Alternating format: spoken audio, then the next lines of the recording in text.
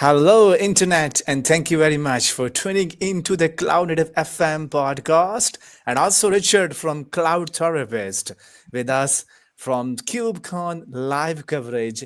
And hopefully, if you joined yesterday, we will be joining our live reporter from Salt Lake. His name is Colin Griffin as well.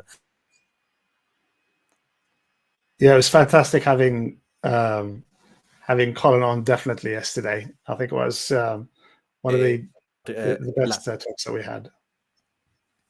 Over to you, Richard. Yeah, I was just saying it was really good to have Colin on. So I'm really excited to have our third day of the coverage. It's been really good. I think we've had lots of people on, which was fantastic. Some other people that we weren't actually expecting to be on, but they've been quite generous and they've kind of come on and been very supportive of the live stream as well. So really appreciate everybody coming on.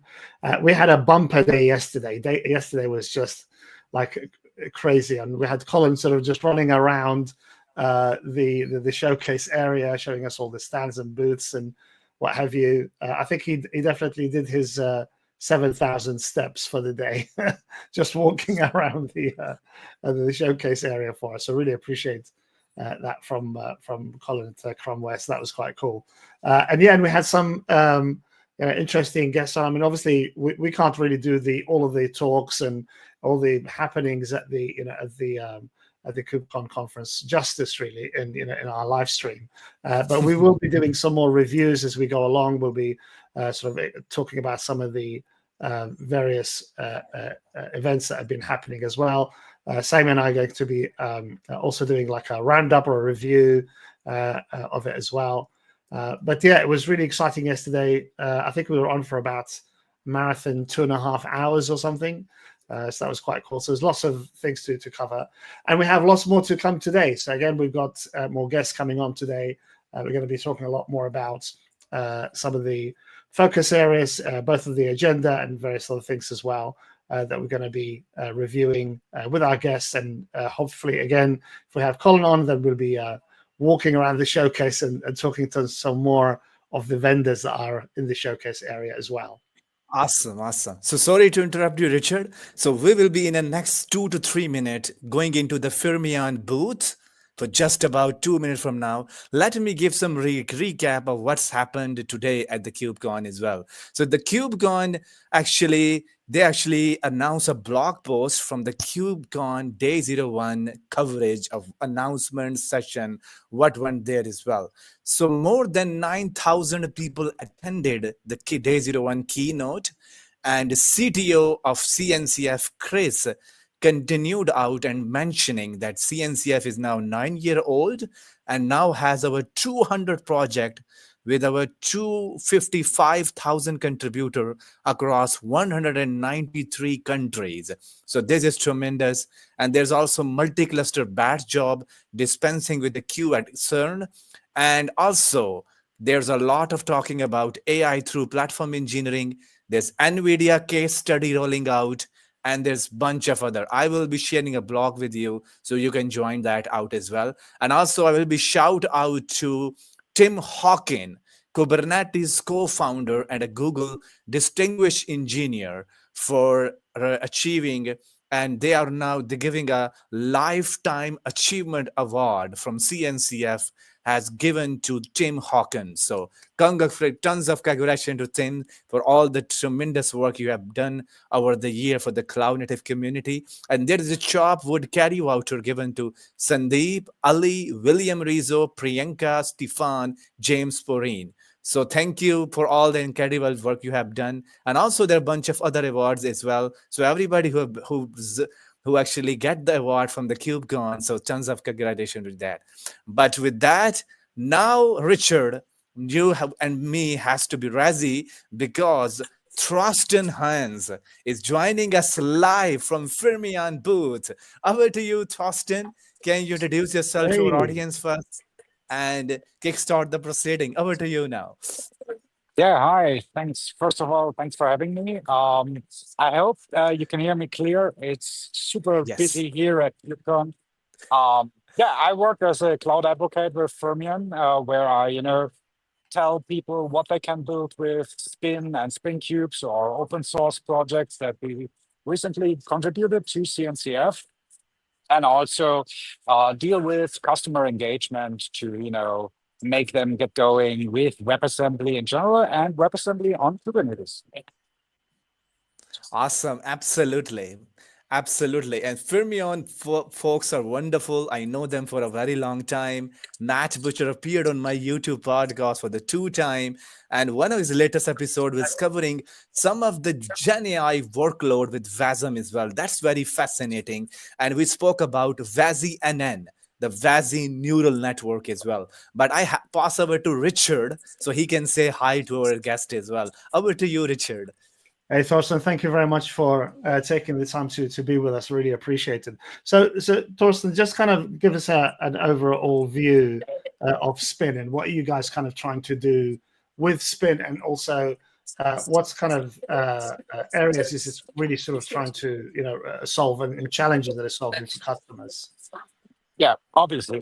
So Spin is our developer tool, right? It's basically, let's phrase it that way. I explain Spin to be basically 3 things. So first, it's like a developer CLI that allows you to build WebAssembly workloads no matter which language you use. So for example, you can use Rust, Go, JavaScript, TypeScript, Python, and you don't have to deal that much with those language-specific tool chains anymore, because Spin has like a language agnostic workflow sitting on top of it, making you super productive and helping you with day-to-day tasks like creating new apps, compiling your code down to WebAssembly, and also running it locally. Because the second thing that Spin is, it is a runtime that allows you to, also test your app in the inner loop and make it like a seamless experience to explore not just Spin, also WebAssembly. And I think the third major thing that Spin provides to you as a developer is a set of language-specific SDKs that sit on top of those WASI, the WebAssembly System Interface APIs, to make you more productive when doing day-to-day work, like actually implementing requirements. So that's right. Yeah. Yep. Sorry, go ahead. No, I was just saying. So when we're writing that code, and we kind of want to use the WebAssembly sort of environment or runtime, is how where are we? I'm kind of trying to get it in my head in terms of sort of how we move that into a running environment. So whether it's Kubernetes or serverless or something like that, how do you guys kind of make that sort of move? Because you said kind of Spin gets you to the test point and so on, and that's all great. But then how do we sort of then transition that into that test or production environment that we want to run it in? Right.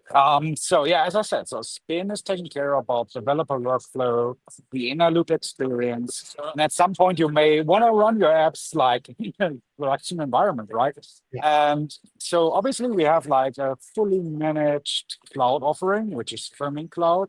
However, there may be situations where you want to leverage the existing infrastructure or platform that you have, which is obviously Kubernetes for most of the organizations out there. So we have 2 offerings for Kubernetes. One is open source SpinCube, which is also a project that we contributed to the CNCF as well. And it's not just a Fermion effort, so that's a joint effort from folks at Microsoft, SUSE, Liquid Reply, and Fermion, which made result in SpinCube. And SpinCube is basically a platform that you can install on top of your Kubernetes cluster. It deploys a container shim for Spin to the underlying Kubernetes nodes. And by doing so, it makes WebAssembly a first-class citizen on Kubernetes, meaning you can run your Spin apps next to your existing containerized workloads. So the idea is not to, reinvent the wheel. It's just adding the capability to run those apps. Besides that, we integrate seamlessly with the Kubernetes ecosystem, right? So when we talk about deployment, you can use, for example, a simple kubectl apply. You can create hand charts that bring your spin apps to your Kubernetes cluster, or you can GitOps your apps into your cluster. So that's, whatever works for you, that also Mm. works when you explore WebAssembly and Spin. And the same is true for runtime capabilities. So if you run a service mesh, you can use that with Spin. If you are used to use like config maps and secrets to bring your either sensitive or non-sensitive configuration data, you're good to go. Just attach that to the Spin app CR that you create for your Spin apps, and you can make them behave as you're used to with containers. Awesome, Fantastic. awesome. Yeah. Thank you very much. It's Thorsten. Sorry to interrupt you guys, but we have Right. another guest with us as well. So I need to add them on the backstage as well. Oh, Courtney, thank you very much for joining. You are live now, and I you am. are actually in the cube. I That's am. great. I'm at the Test Cube stand here at KubeCon, live from Salt Lake City. You can see it's lunchtime, so I'll turn around. You can see everybody behind me having lunch. A few Oh, thousand Oh, people yeah. eating the amazing food of KubeCon. And here we are at the Test Cube booth. We've got loads of people, lots of stuff going on. It's a really, really great event. awesome, awesome. Our we have two new guests with us. Richard is from Cloud Therapist. He's also hosting a podcast with me. So, Richard, Courtney, can you say hi to him, say hi to her as well, and introduce yourself? Hello, And a few Courtney. question for the Courtney. Yeah. So, Courtney, what are you guys up to? What's been happening? We've kind of been trying to get a sample from all our guests in terms of the conversations they're having, some of the hot topics from the conference. And I mean, for me, I work a lot with enterprise and customers. So, as a CTO, I kind of have all those sorts of conversations. So, what are sort of just ordinary enterprise customers telling you about sort of the latest development, cloud native, KubeCon, and so on? What have you been hearing? Yeah, there's actually been a lot going on. I've been really lucky. I've been here all week. So I started off my week by hosting Rejects. Rejects had some fantastic talks. There wasn't really a common theme there other than you can see that people are starting to mature much more in their Kubernetes adoption. The use cases that people have in terms of trying to troubleshoot are much more advanced than that they were. It's no longer a matter of having a 101 track of how to get things deployed. People now have things deployed and they're having totally different usage issues. So very cool, very diverse talks going on at Rejects as always. It was a great event. I spent some time at Colos on Tuesday. I was on a panel about eBPF use cases. That was a very interesting event as well going on eBPF Day. Some very cool use cases. Also, a lot of people who are starting to use eBPF for other things, not just network security. So very cool to hear how people are starting to use that and interact with the kernel to understand the underlying processes of what's going on and how that's being interpreted into other aspects of cloud. Spent a little bit of time at ArgoCon as well. People have a lot to say about the new tooling that's coming out, how to use the different Argo tool sets. So that was also very interesting. And then obviously platform engineering is everywhere. Everyone wants to talk about platform. That is what people are talking about. Platform engineers at everybody's booth all day long. What can you offer me as a platform engineer? So very cool to see that starting to mature and gel as well. And the Awesome, rest of awesome. my time has very much been talking about what my company does and running demos and hanging out with ambassador people and missing Saeem. Someday, Saeem, we Oh, got to get you to one of these events, man. This is the closest I can get you for now, but until our next KCD Pakistan, this is what we've got. But we're gonna get you here at some yes. point. Absolutely. And I think the next time Richard is a host because we are going to meeting Richard as well because the next KubeCon is London. So Yeah. Richard will make sure that we will be at the same place as well. But sorry to interrupt you. We have some audience question with us, and that's for Thorsten. So Thorsten, Vijay Kumar is saying, hello, I am curious about evolving role of Wasm Cloud and Docker in the cloud native ecosystem. And he also saying, do you see Wasm Cloud as potential replacement for Docker, or do you think this serve complementary purposes?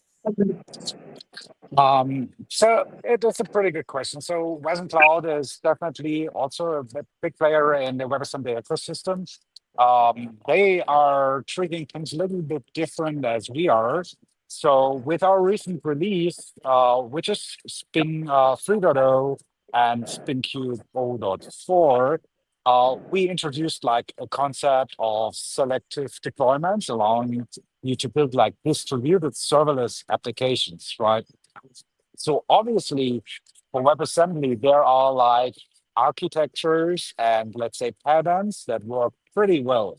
And due to the fact that WebAssembly is so resource um, or so low on resource consumption in contrast to containers, we think that we will definitely see some workloads that resist in containers as of today will be replaced by WebAssembly. So, I mean, I can't speak for Warren Cloud. I personally don't have some sort of experience with it. I can definitely tell people what they can build with Spring and Spring Q. So what we saw, it's a pretty common pattern is like distributed reactive applications, but also like those recurring tasks like jobs, cron jobs in Kubernetes, where you may just want to move data from A to B, where you may want to do some processing in the background. Those are definitely capabilities that we see people building with WebAssembly and Spin of Thinking besides like webhooks, HTTP APIs, or like, distributed apps in general. Absolutely, absolutely. And before moving into the other questions, how far are you both away from each other, from Fermion booth to the test cube booth as well? And definitely, I think, Courtney, if you have some question around WebAssembly, you should ask to Thorsten as well. And Thorsten, if you have some to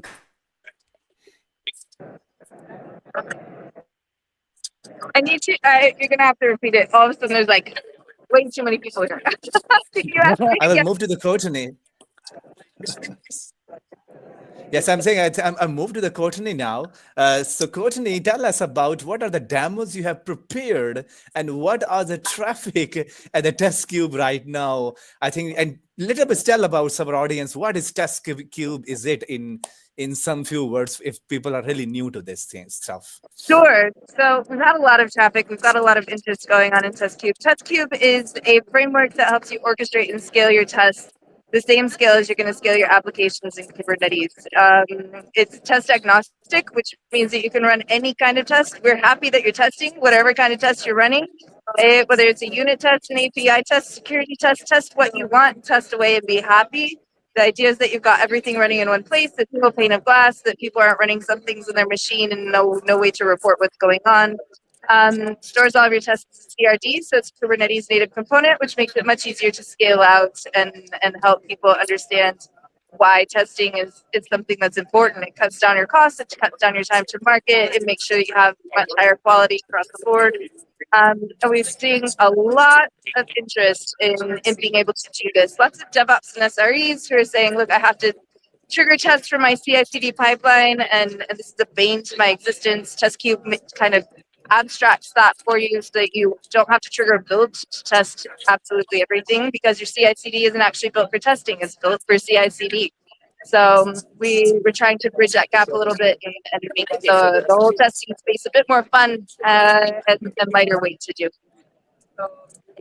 Awesome. Thank you, Courtney, for explaining all these kind of stuff. So, Richard, I'm passing over to you now. If you have some question for our guest now, I had one more for Courtney actually. So, Courtney, I was at the actually presented at the National Software Testing Conference in the UK a few months ago, and one of the topics that was kind of being discussed around sort of software testing, going forward, was obviously AI and generative AI. So, what have you heard about that, and what's kind of TestCube's sort of take on that, or their sort of response to bringing AI into the testing process, and where do you kind of see it maybe potentially fitting in?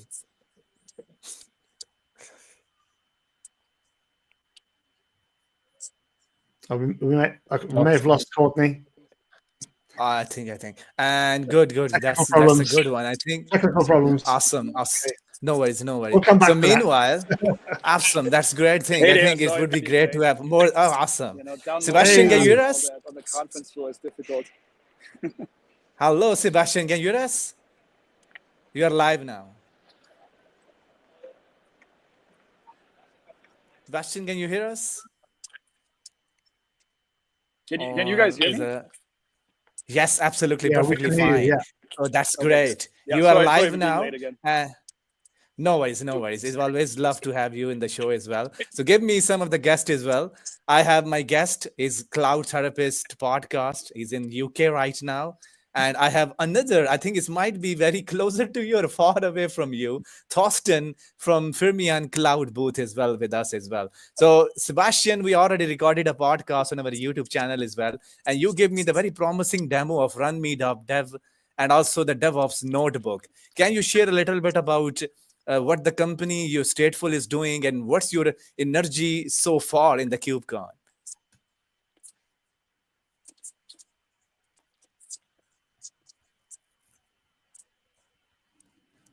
How about you, Sebastian?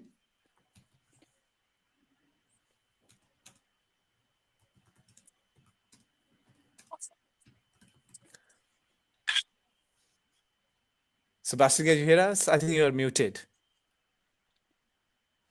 So meanwhile, I think, oh my God. So Sebastian, can you hear us? I think he's having some difficulties. So oh, okay, got it. So Sebastian, over to you now. You can say hi, hello, and share your experience of the KubeCon.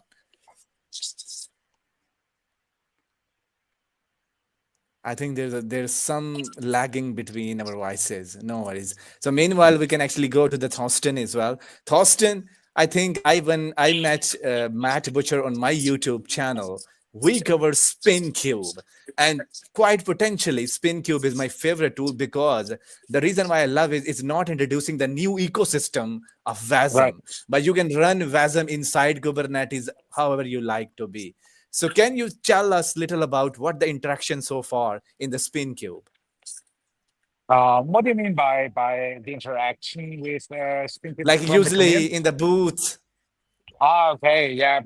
I mean, obviously, we have like developers approaching our booth to learn more about Spin and how to build WebAssembly workloads. But I would say the vast majority of conversations we had in the past couple of days over here in Salt Lake City were about Spin Cube and how to get going with Spin Cube, how you can integrate workloads that you deploy to Spin Cube with, let's say, the existing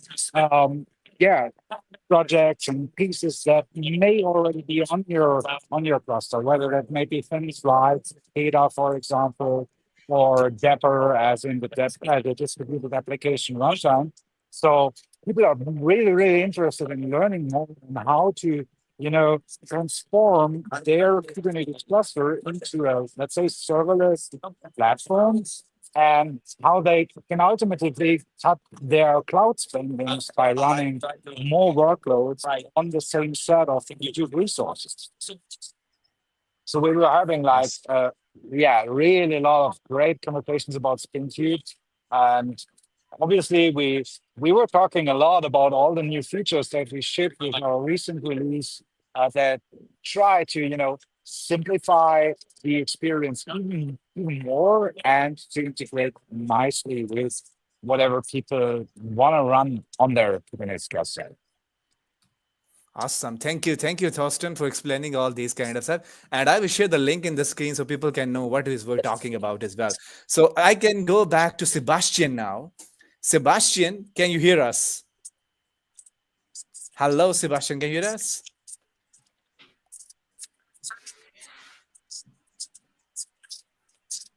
Sebastian, can you hear us?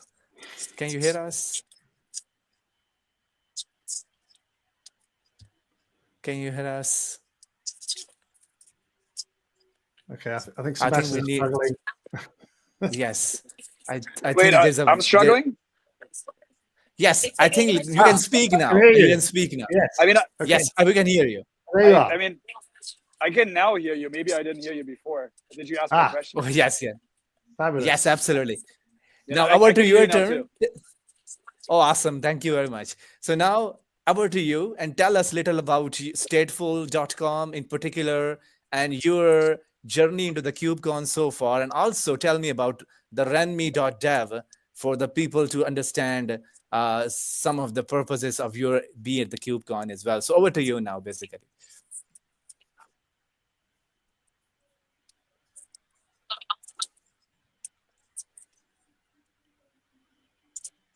I think once again, Sebastian lost us. So that is a wireless issue with, oh my God. Sebastian, can you hear us? Can you speak now? Richard, do you know? Oh my God. I believe because he's wearing he's picking up the phone, so it's Is tough anybody for speaking English? them I to. can't hear a thing. Oh, that's a problem. Oh, but that's I can a hear you, problem. Richard, and I heard Thorsten. Okay, so got it. okay. So So, Sebastian, can you hear me okay?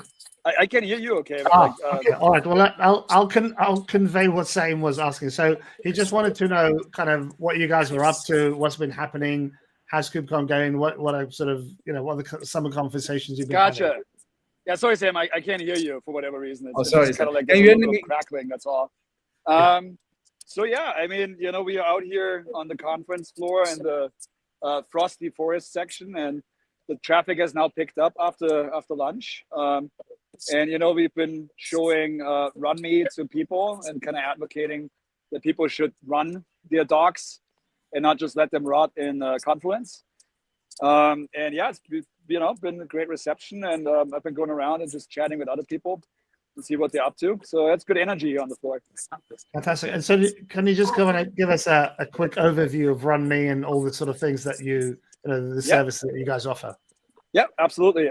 So for people that have not heard about RunMe before, it's essentially a technology. It's open source project actually that takes Markdown documentation. So any Markdown file that you open, it turns into a runnable notebook. And for those of you who used Jupyter before, you're probably very familiar with that. So any code block inside of your notebook or inside of your Markdown file becomes a cell with a play button. And essentially, it's very simple. You can run your documentation that way. When you save it, you change it and save it, it just becomes Markdown, right? So it's indistinguishable, which means you're not closing the door behind you. You could use RunMe, get the benefit of running your documentation, but you can also incrementally convince people that is the way to go, which it is. So that's a very basic idea. We spend a lot of time, making it like more specifically useful for infrastructure and cloud interactions. So you can also inline cloud resources, copy VM, like the URL from the cloud console in AWS, drop it into a cell, click the play button, and it shows you the UI, that you otherwise would see in the console. So the idea is also kind of like to bring people into the documentation and keep them there and let them do their work there, instead of having to switch between, editor, terminal, browser, console, back and forth, and copy and paste in between. And and that's kind of like sort of the baseline functionality. There's a lot more. You can run it in different places. It's VS Code native, but it's built on the platform of VS Code, so you can run it in code spaces. Yep, self-hosted. And on the product side, what we're currently working on is just adding team features. So you can securely, save and share and troubleshoot. And the latest thing that we've built for this conference is an AI. And the way it works is that your notebooks learn from you. So as you use them, you're essentially providing human feedback to the documentation that you're working with, and it can learn from that. And then instead of starting with a pre-written documentation document that you're looking at as a notebook, you can just tell in the notebook what you want to do, and it will generate sort of the next steps in the process. From the learning part of using a notebook, it will learn like your namespace conventions, how you call your services, right? So it really kind of like takes the best of the LLM, that it knows how to use, KubeCon, for example, right? But it also contextualizes it for your internal infrastructure, because not everyone names their namespaces the same way, right? So that's kind of like, the rundown of the technology and the product. And Sorry, Sam, I can't really hear you. I don't. No worries, no Oh, worries. and Sebastian, I had one other question. So for those who don't know, what is Markdown exactly, and how does it kind of fit into the picture? He said something. I can't hear it. Can you hear me now? Yeah. Okay, so I was just asking for those people who don't know, what is Markdown, and what does it kind of how does it fit into your equation? So can you repeat the question? Yeah, so I was asking about Markdown for those who don't know. What is Markdown? Sorry, I'm just I'm being pulled in a different direction here on the conference floor. So, Okay. can you hear us again? Yeah, So now I actually- can. Yeah.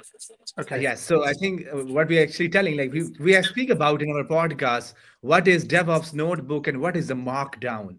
So some people are really new to this stuff. So can you I gotcha. explain a bit about it? Gotcha. Okay, now I can hear you. Good. So Markdown is, a very simple annotation or like a formatting language, right? It's like you can think about like HTML in the tags and how you can like declare a headline or like a paragraph or like a block quote. What Markdown does, it does that, but without a whole lot of like extra tags around. So it's very simple. You do 2 hashes and you declare, oh, this is a headline, right? So it makes it so that you can write documents fairly rapidly in a more what do you call it, like coder friendly way, right? Because you're almost kind of like writing code, but it doesn't get in the way because you don't have to have opening tags, closing tags, right? And this has been invented, I want to say, decades ago. I don't have the exact timeline, but it's also like one of those standards that have kind of organically emerged and become ubiquitous, right? So developers love using Markdown to write the documentation, right? So that was one thing. The notebooks aspect is kind of very similar, where in the Jupyter community, or like in the machine learning and data science community, and in data analysis, people do love writing code to process data and contextualize it when they use words to tell you what they're doing and why, but they use code to express the how, right? So they're essentially like, I'm going to do this now, and here's the code block, it runs it, and it might spit out a CSV table, right? And the CSV table might have some coordinates in it, and they say like, hey, how about I just plot that on a map, right? So in the notebook, they can actually do that, right? So it's almost a programmable website, right? That, has inputs and outputs. It's kind of like very functional, right? Where you stick some stuff in and some other stuff comes out, right? So the idea is like it keeps repeating, and you can describe, keeps repeating. You can repeat that process, and you can take something like that maybe on its surface level is highly complicated and break it down into individual steps, right? And in data science, they're doing that with machine learning algorithms, right? Or like AI.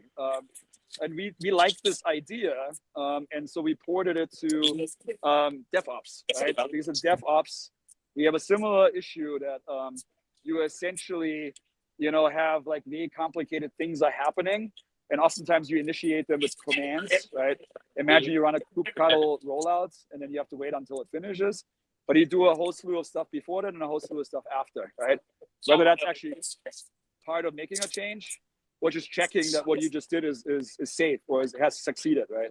So you can kind of decompose your workflow into individual cells that actually make these changes, and in between, you're telling the person that follows along that actually does it what's about to happen, right? So it's actually really good for you too if you just self-document, or if you document it for yourself while you're doing it. But the best part then is you can take that and give it to other people, and they get the benefit of they can just follow your thought process, right? Yes, absolutely. I think that all of the summary is that, like, when you write code and document, sometimes your code becomes updated, but your docs are not. So it's always been a challenging, keep evolving. So I think this is one of the project I see a lot of the open source industry and also other people are using it as well. So I go back to Thorsten as well for a few minutes now. So he can we talk about some of the WASM stuff as well. So Thorsten, can you tell a little bit about, because WASMCon is a big thing. in the co-located events. And I need a recap of all these kind of stuff, how people are using WASM in some of the production use cases as well. So can you share some of the recap of the WASM Con? Yeah, obviously. So I flew in on Sunday, I think. So had a couple of hours, to get into the time zone before WasmCon actually started. So it was like a 2-day co-located event, and it was like amazing, right? So compared to previous iterations, I would say we have 3 times more attendees, which was Oh, that's pretty great. pretty amazing. Yeah, we had obviously a lot of talks going on you know from all the community members that contribute to the WebAssembly standards and that build software and services, products around WebAssembly. But I think the most interesting thing that I recognized was that we also had a lot of sessions talking about real world adoption of WebAssembly from big organizations like, for example, American Express and Adobe were on stage and sharing their experiences with taking WebAssembly for spin to build software for to address actual real needs. So that was pretty impressive. And yeah, we had tons of great conversations when it comes to how to move forward in terms of standardizing all the things around the WebAssembly system interface. And yeah, so it was an awesome experience here in Salt Lake City.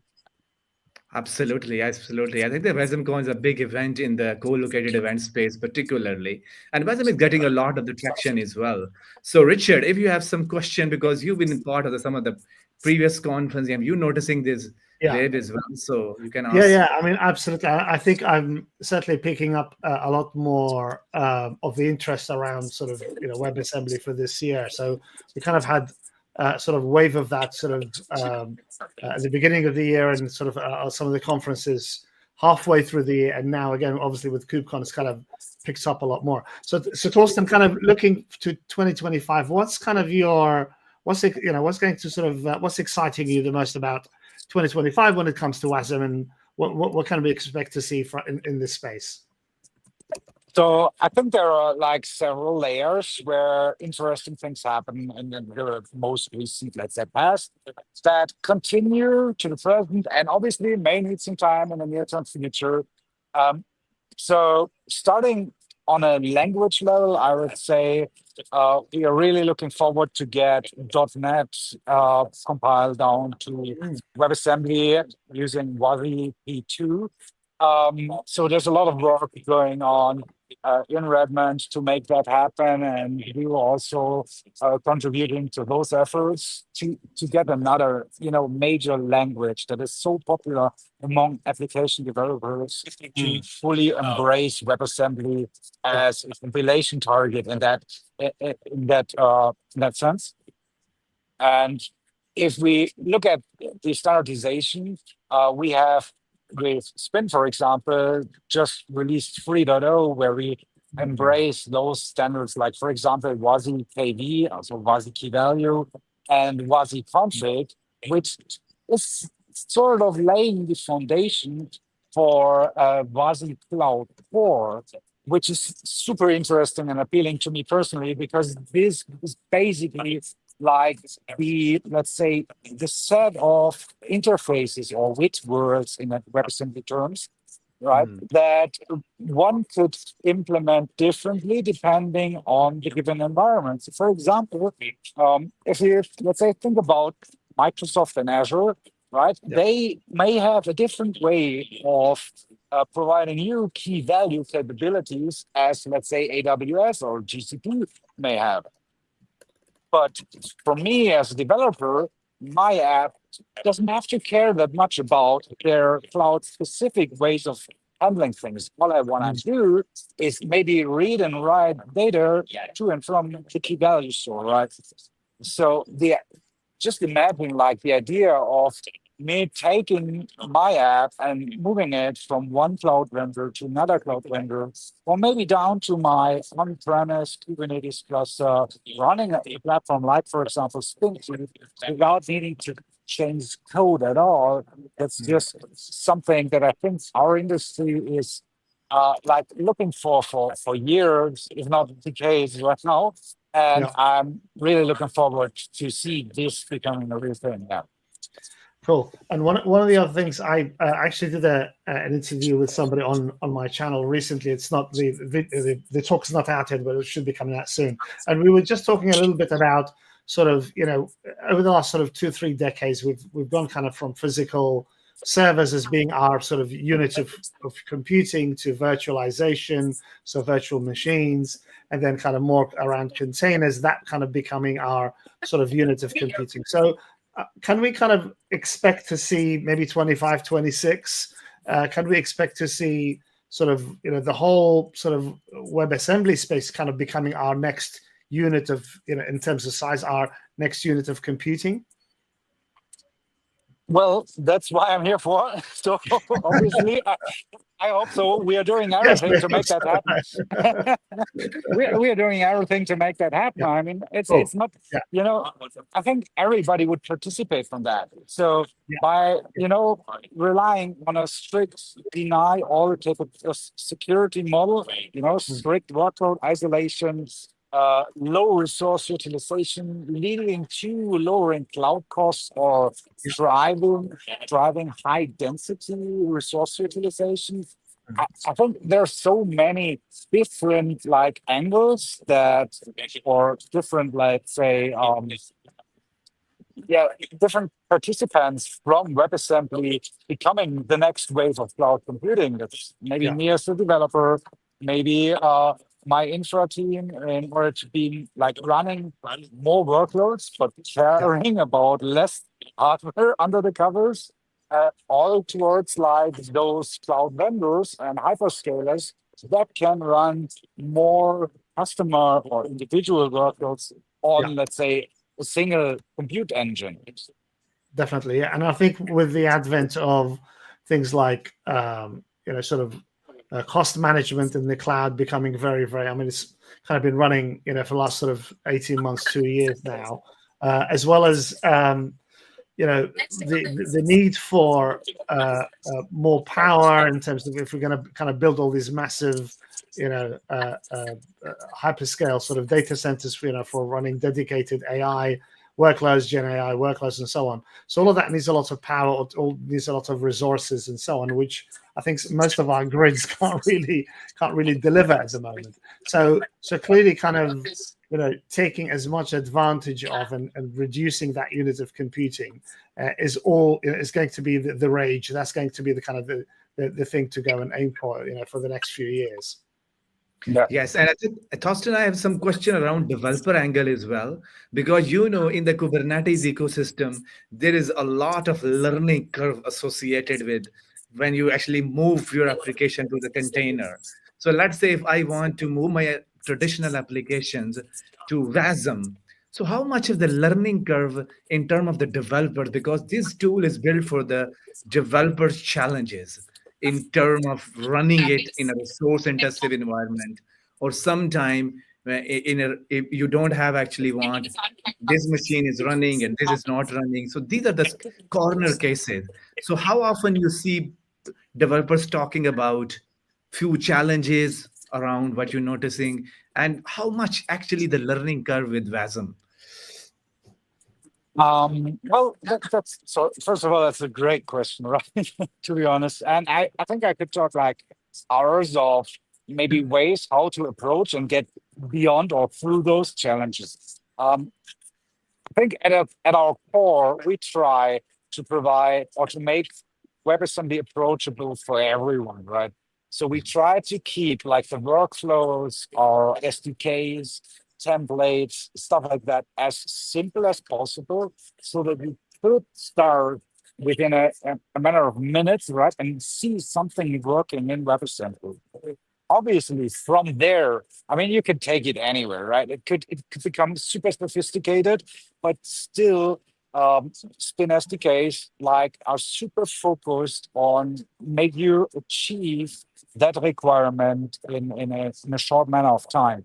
So I think yes, there are some like let's say circumstances that developers must be aware of, right? That you may have like the deny all security model in place, which is great. I mean, there are so many advantages of having a deny all security model. Um, but as a developer, that might be challenging, right? Because you might expect that your code is able to read files from the file system, but no, it isn't. Surprise. So you have to whitelist that. You have to ensure that you provide all those, let's say, origins where your app might want to talk to. So yeah, there's some learning, there is some material that you have to dive into and to make yourself aware of. But besides that, and I think that's true for the entire Wyzen ecosystem, we try to integrate seamlessly with all those idioms that people know if they are already familiar with. Let's take for example Go, because Go is like the language in cloud native, right? So we try to make it like a seamless experience for a Go developer to adopt WebAssembly. Awesome, awesome. And then the next question is basically myself and for the Richard as well. Let's see if we both going into the KubeCon or some of the other places in the near future.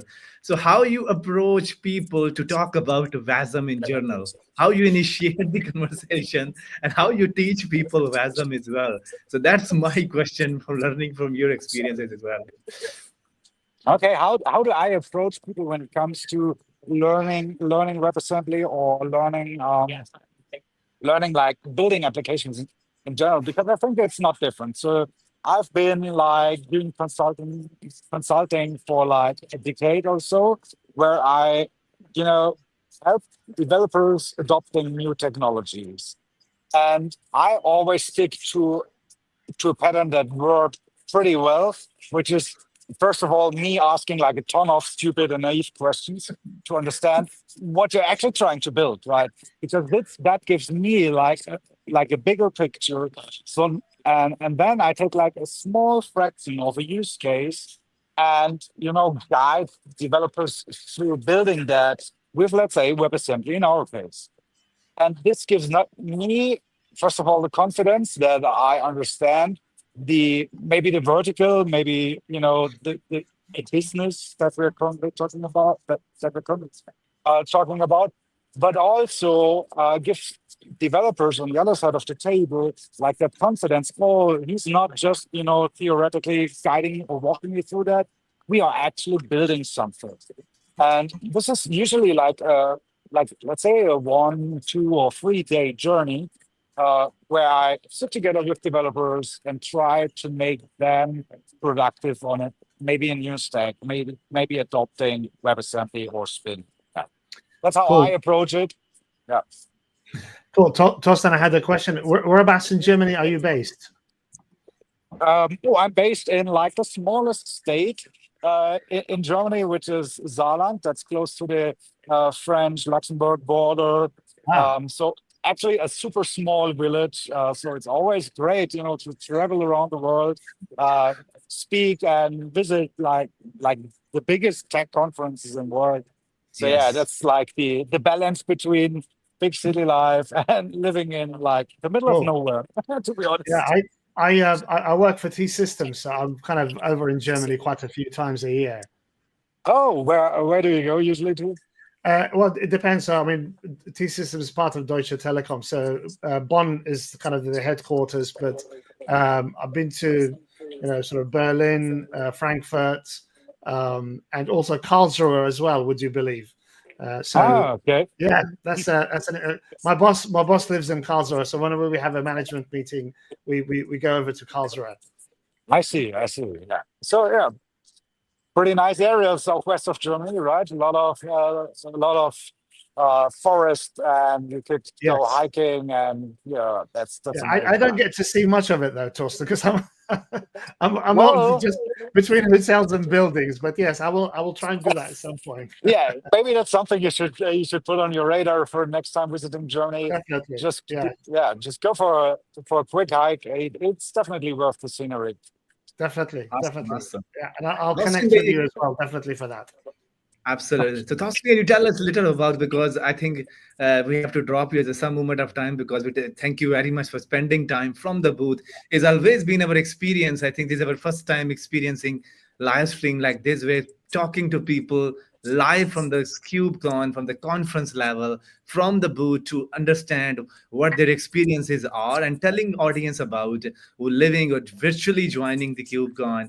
They see what's happening, which new products then take into the consideration as well. And sometimes I feel like some projects deserve more attention in public, and Spin Cube is one of them. Spin Framework is one of them. So that is our job, is to educate people around those technologies as well. But the next 10 or 5 minutes I need to spend with you, I think Thorsten is a very advocate for the Vellum. I've been following him for a very long time, Twitter and other places as well. But these are the non-techie question for you. So Okay. how many KubeCon you have attended so far? Sorry, can you repeat that again? How many KubeCon you have attended so far? Only physical attendance, or also like the virtual iterations we had during pandemic time? I think in person was a great one, because that's a unique experience everybody has. Yeah. So in person, I think it's my 4th edition right now. You know, 2 times NA and 2 times Europe. And yeah, there were a couple of virtual iterations as well. Absolutely. So in terms of EU and NA particularly, so Yeah. what is your favorite experience so far into some places you visiting because of the KubeCon? Well, so to be honest, I like I like traveling around the world, exploring new places. So Salt Lake City is treating us very well, to be honest. Paris was also like one of the best I ever had. I really liked. The venue was great. There were like a massive crowd for not just the sessions, also in the exhibition hall. And I made a lot of I met a lot of new people, community members there. But also, I mean, Paris is pretty close to my hometown, like just like a 3 or 4 hour train ride away. So I met a lot of friends actually in Paris, so it makes it like a remarkable memory, right? If you hang out, if it is possible, right, to combine both, like getting work done while being at conference, spending obviously the evenings with the team, with your coworkers, but then still finding enough time to meet your friends for coffee or so. That's always amazing. Awesome. And also, like, when you've been into the KubeCon, how many hours you are in sleep mode? Because sometimes I feel like it's 24/7 duties. Yeah, that's true. That's true. And factoring in that you have like a terrible jet lag makes it even worse. I think I'm doing pretty good for this situation. So I think the earliest I was awake was like 3 a.m., but fell asleep again.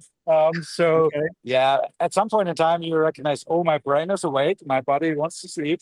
So head downstairs, grab a coffee, get some work done, some like regular work besides the conference work, because that adds on top. Because that still goes on, right? That never stops. No, that never stops. Obviously not. No, but yeah, I'm trying to keep the evenings slow. Maybe heading out for team dinner, reflecting on the day, and then heading to the hotel room, hiding there as quick as possible, especially during those intense days when you are on booth duty here at KubeCon. Yeah. Yes, Cool. absolutely. And I know in the Fermion, they are actually doing conference-driven development a lot for the KubeCon. I mean, are people doing it differently? Yes, I think conference-driven development is a title now. I think somebody has to pick up from the organization. I am a conference-driven developer. Yeah, that would read nice on a business card, right? So, Thorsten, before we leave you off, Tell us a little about how was the food at the KubeCon? Are you happy with how the things going? And is you actually been planning for the after party at the KubeCon in Salt Lake? So, food wise, I think I missed like 2 months because I got pulled into conversations. But besides that, it is great. I mean, I'm always on the hunt for a decent coffee, which makes me walk around the city like in early morning hours. But yeah, we're having a great time here. Exploring different cuisines with one saying French, right? So like different kinds of foods. So yeah, it's amazing to be here and have plenty of options, not just at Flicon, also around in downtown Salt Lake City. Yes, absolutely. Richard, any particular question for our Thorsten before we Uh, say bye? no, I think I just want to say a big thank you to Torsten. Really appreciate your time. It's great to actually have you on, kind of talk about Fermion a little bit more. This whole WASM space is really exciting. I heard about it a long time ago. I think I mentioned it and tried to define it. I probably got it wrong. It was like 2 years ago on my YouTube channel, but I was so excited. I thought I have to bring in the topic and kind of give it some air and talk about it. So I did mention it in one of my really probably earlier talks that I did. So I really look forward to seeing how it develops. We'll keep an eye on sort of Fermion and all your sort of developments as well. Yeah, I would love to have you on at some point. Let's have a conversation. Let's have a chat. That would Definitely. be really good. Do some demos, things like that. I think we really need to put it out. The fact that I really like it as well is that you see eye to eye in terms of it being the next unit of computing, and that's what I've been really trying to ask people, and for us to kind of get excited, get the communities excited about that. Yes, Yeah, absolutely. Thank you very much, Austin. It's been pleasure talking to you as well. I think you've been part of the wonderful team as well, where I have so many friends from. It's so exciting to every time meet anyone from the Fermion.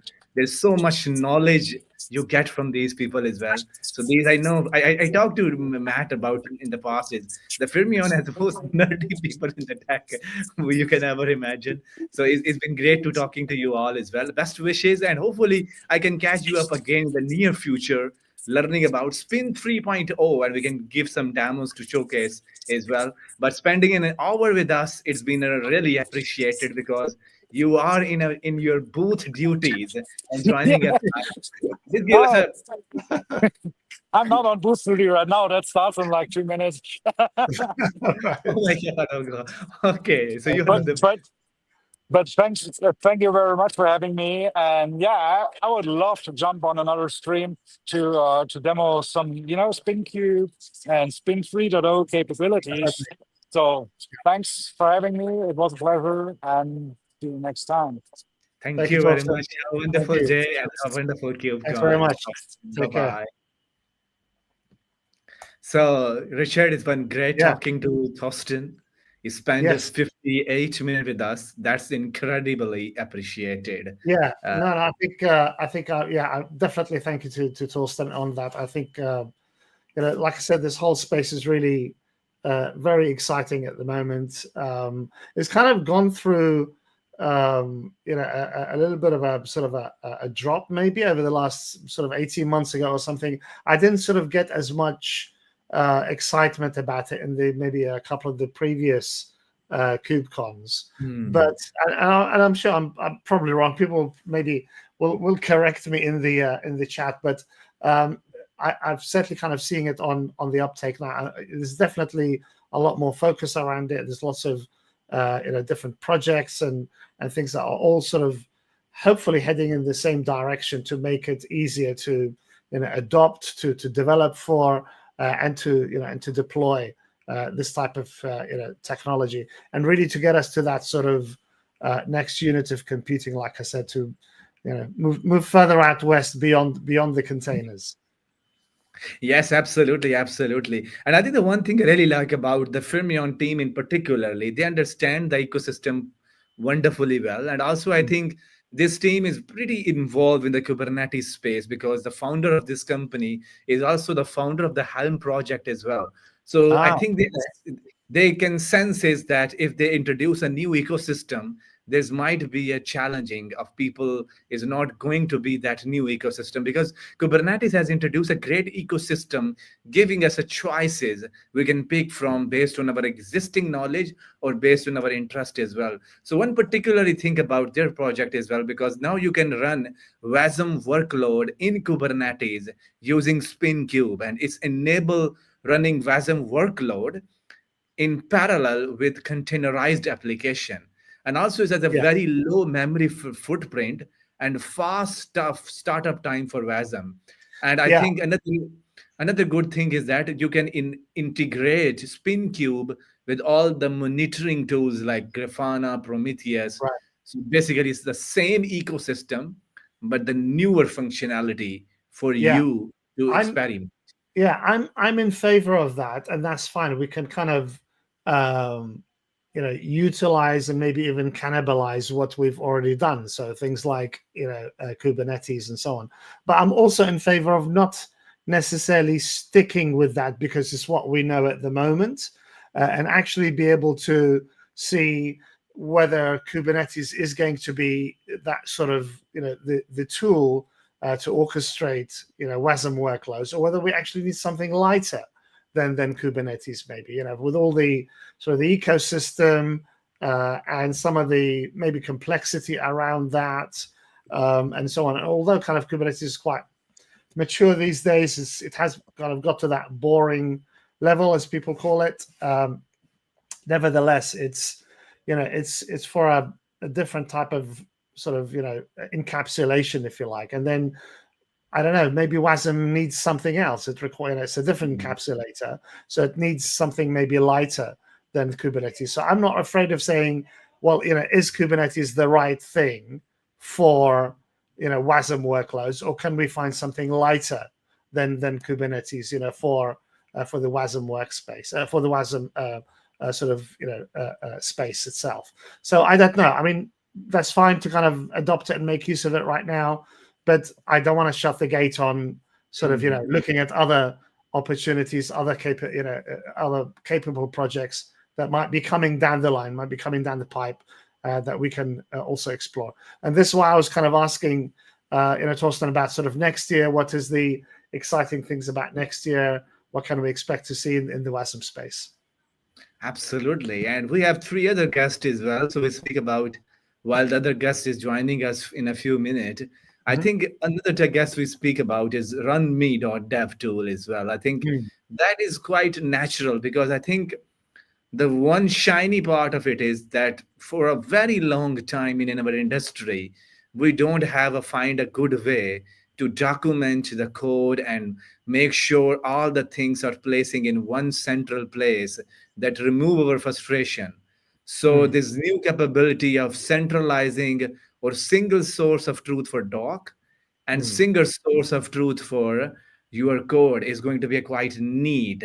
And I think the way they actually adding, and I think the one of the most powerful feature of the runme.dev is that it executable markdown.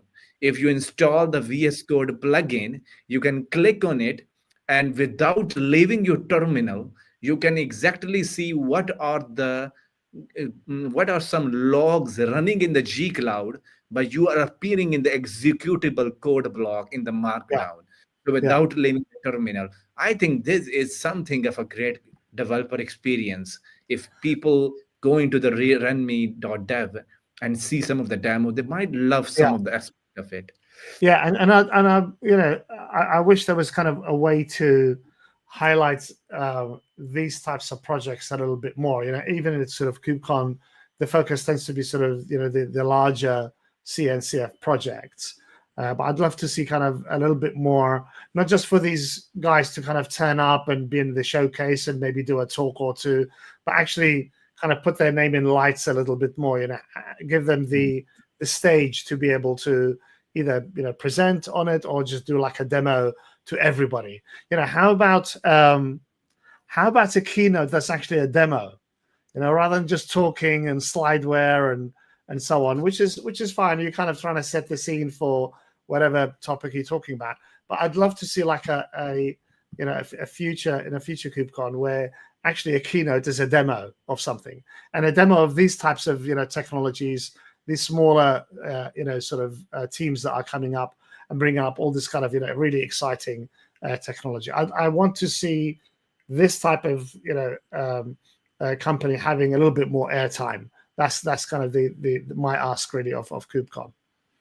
Yes, absolutely, 100% as well. I think that I have done the podcast with those folks as well. The one thing I really like about and that really shines me is that the demo they presented to me as well. So basically, during the demo, Sebastian actually did a demo of where they actually run Kubernetes applications and getting logs from the cloud without leaving the terminal.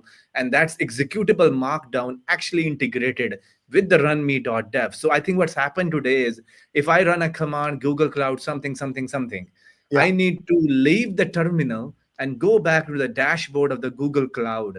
So see what's appearing in there. And then go back in here and fix the problem by using the terminal. What RunMe does is without leaving the terminal, you can see all the information in the terminal and you can troubleshoot the bug and everything as well. And one neat tool they're actually using, foil.io, that is basically help you add AI, sprinkling AI on top of DevOps workflow as well. So I think if folks interested, they can watch that podcast as well. I think this is my latest podcast. I haven't uploaded after any upload with that, but that could be a neat one. So Definitely. Richard, absolutely. So Richard, we're actually waiting for our guest. So we have to make it secret once again. So people will try to predict what's coming up in the next. So, but hopefully he will be joining us in a few minutes now. And also let you know, also Colin might be in a 20 or 30 or 20 minutes, but something after 10 to 15 minutes. Colin is our field reporter from KubeCon Salt Lake joining us, and hopefully we will be talking to Spotify backstage team as well. So that's quite neat. Cool. So if anyone has questions, because I know there are people watching us, that always great to see. If anybody has question around backstage, and I hope you have questions, because backstage is one of the tool where it's got crazy in excitement and then so much skepticism around, oh, what the hell we are doing with the portals. So I hope people have some question to it as well. So throw them in the chat as well, and then we can throw into the audience. We'd love to hear that. Yeah, absolutely. And I mean, I was looking at the keynotes from today. Again, there were a number of sponsored keynotes as well. So I don't know if this is going to be a sort of a growing trend in keynotes for KubeCon. I'd certainly like to see just more organic keynotes. And I said, earlier about seeing a demo as a keynote as well. Let's not just talk about it and sort of, show slideware, but actually have a demo of some kind. That would be really, really cool. But one I picked up on, which was a sponsored keynote from a lady at Broadcom. So the title was, the title is Cloud Natives Next Decade. So she's kind of talking a little bit about Kubernetes reaching maturity, as we said, kind of reaching that sort of boring stage. But she's also talking a little bit about, she talked about the challenges that are yet to come. So, for example, looking at things like the securing AI systems. I'm a little bit skeptical, as I said before, and I keep maintaining that this sort of level of skepticism around sort of what is AI's role when it comes to sort of open source and vice versa. What is open source's role in AI? I think with the likes of OpenAI, they've shown that they can actually lead the market without having to open source really any of their code. I know I think they've done something recently, but most of their sort of 4.0, 1.0 projects, the Strawberry project and various other ones, they're all sort of closed source. So again, I remained kind of a little bit skeptical around that. I don't really know what. I'd love to go and maybe watch the video for that keynote when she mentioned securing AI systems. I don't know if that's just kind of the general meaning of securing, or or something else. I don't know. Awesome. So sorry to interrupt you, Yeah. Richard. I think our speaker will be joining us in a few minutes. But Okay. before he's joining, there's a one new thing I will actually try to add into the. I can share the screen, and Mhm. meanwhile, I think it's a good thing to start talking about. So I'm presenting my screen.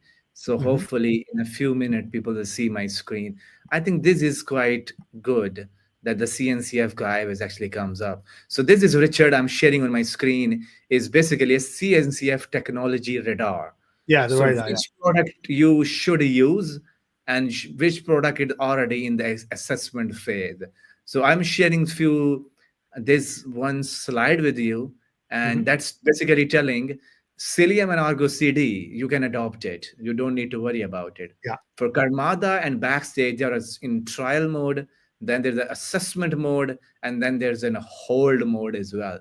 So I'm Mm. looking forward to your opinion on this new thing recently launched by CNCF today. Well, I think, I mean, the radar idea has been around for some time. I remember Cheryl Hung talking about it. I don't know if she actually came up with the idea or somebody else at the CNCF. Well, I know she was advocating it when she was at the CNCF. So I have seen that before.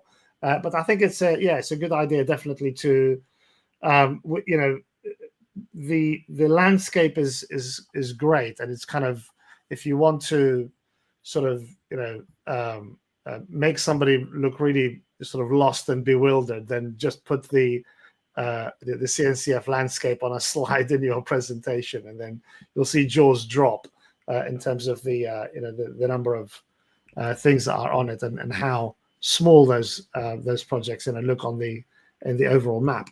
But I think definitely having a sort of a maturity wheel, or a maturity radar of some kind, and then showing kind of what's coming up ahead, what's the next sort of thing that we can look at, is definitely a good idea. So yes, I'm very much in favor of the radar. Like I said, I've been aware of it for some time, and I think it's a good way to measure things. I don't really care whether it's a radar or some other visual, but I am a visual person personally, so myself. So I do appreciate that. I think that's a good way Yes, to absolutely. look at things. I think they have some very good opinion. I think if organizations really, if somebody new to cloud native ecosystem, Yeah, and let's say there are the bigger enterprises like Samsung, HCL, or a bunch of bigger organizations, they wanted to, let's say, adopt Cilium, and they want to know what is the traction so far. yeah, Is it useful for us? Is it the project is in the maintaining phase? Are the contributor are actively maintaining? Are the fixes are applied regularly? So these yeah, are the question people ask usually about adoption of the cloud native or open yeah. source technologies in general. Yeah, for developers and enterprises, I definitely agree. It's a good way for them to see, what things they Oh can my look at. God. So I need to stop sharing my screen, and I have joined by my longtime friend Jason. Hey, Hey, folks, how's it going? Jason. hey, Had some, Jason, good to see had you, some man. technical adventures, but I made it. Oh, great. Oh, great. I love to hear. It's been so long, and I've Yeah, been meeting you very long. I don't know why we haven't met, but it's been super, super excited to see you today as well. So thank you very yeah. much joining. So No, Jason, thanks for having me. absolutely. So Jason, we know each other, all of three, but tell us, you are in the new company, and for the Mhm. past, we have wonderful collaboration going for the Linkerd project, and now you're in the new company. So a little bit about yourself for our audience today. Yeah, sure. Well, hey, folks, I'm Jason. I'm a solutions architect over at GitLab. So it's my job to help folks really like be successful with their DevOps journey. So I do a lot of helping people understand, how do you do platform engineering? How do you find a way to take that engineering work you're doing, make it visible and valuable to your organization, and focus that work on the things that deliver the highest value for your customers. So GitLab is a company and is a tool, right? Kind of handles every part of that DevSecOps lifecycle and workflow, or at least touches every part of it. And so with my customers, it's my job to work on how they do DevOps, how they do platform engineering. It's a great time. So I'm also the author on a book on Linkerd, the Linkerd Up and Running book for O'Reilly, and of course, been on Richard's podcast and Sam's podcast before. Yes, absolutely. We know each other for a very long time, and it's Yeah. always We lost Sam.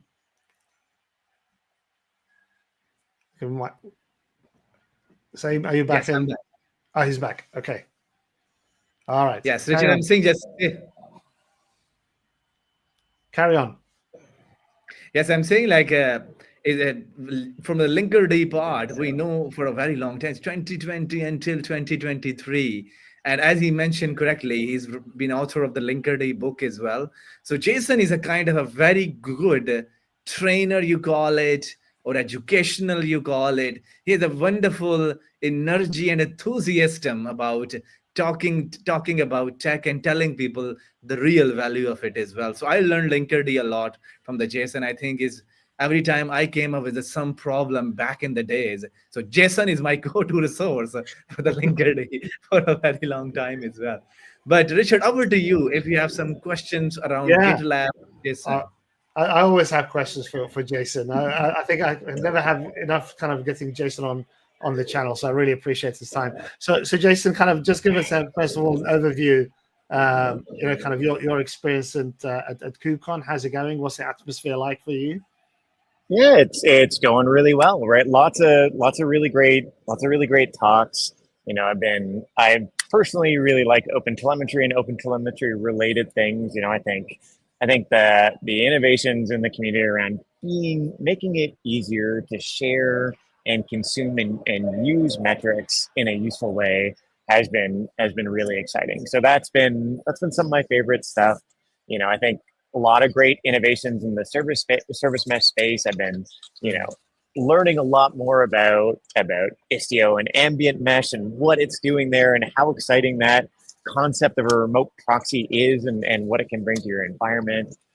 Going to the different booths and talking to folks. I'll tell you, had great chats with folks over at Dagger and Dynatrace and a number of other places about what they're doing. But the talks have been great.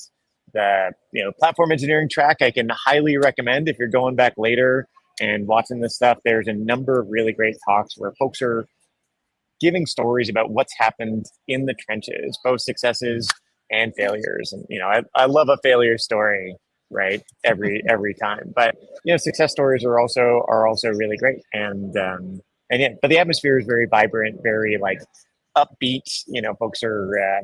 Folks seem to be enjoying the conference, and it's staying busy.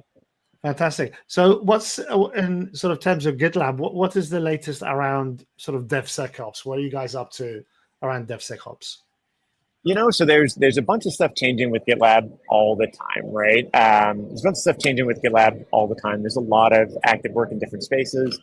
I'm talking to folks a lot about CI/CD components and the CI/CD catalog right now. So I'm really a big enthusiast, like I said earlier, about platform engineering and the way platform engineering teams can take cognitive load off of dev teams and provide self-service APIs and interfaces for their customers to use so that they can gain real benefit, right? CI/CD components are a relatively new tool from GitLab, which allows you to take a reusable CI template and publish it, version it, create a standard interface for inputs and documentation and discoverability. So either in your organization, you can start sharing tools with folks and make it easy to discover. You can enable and empower your developers and your developer community to create their own projects that can be intersourced across the organization. Mm-hmm. And of course, there's a great library of both GitLab provided and third-party partner provided tools that you can use to do things. I was just playing with, I'm a big fan. Well, I like containerization, right? I like container building. I think it's exciting and interesting. And I know that's weird, but whatever. That's my interesting space. And I was experimenting with different tools for doing container builds in GitLab CI, which in general runs inside a Docker container. And I was able to use this third-party community tool from the folks over at 2B Continuous to build my Docker container without using, or my OCI image, without using the Docker socket. So instead, I was using a tool called Builda, and it made it very transparent and easy to compose the to be continuous Docker CI/CD component with the GitLab container scanning component, and use that together. And that was really, really a fun experience and really exciting. Excellent.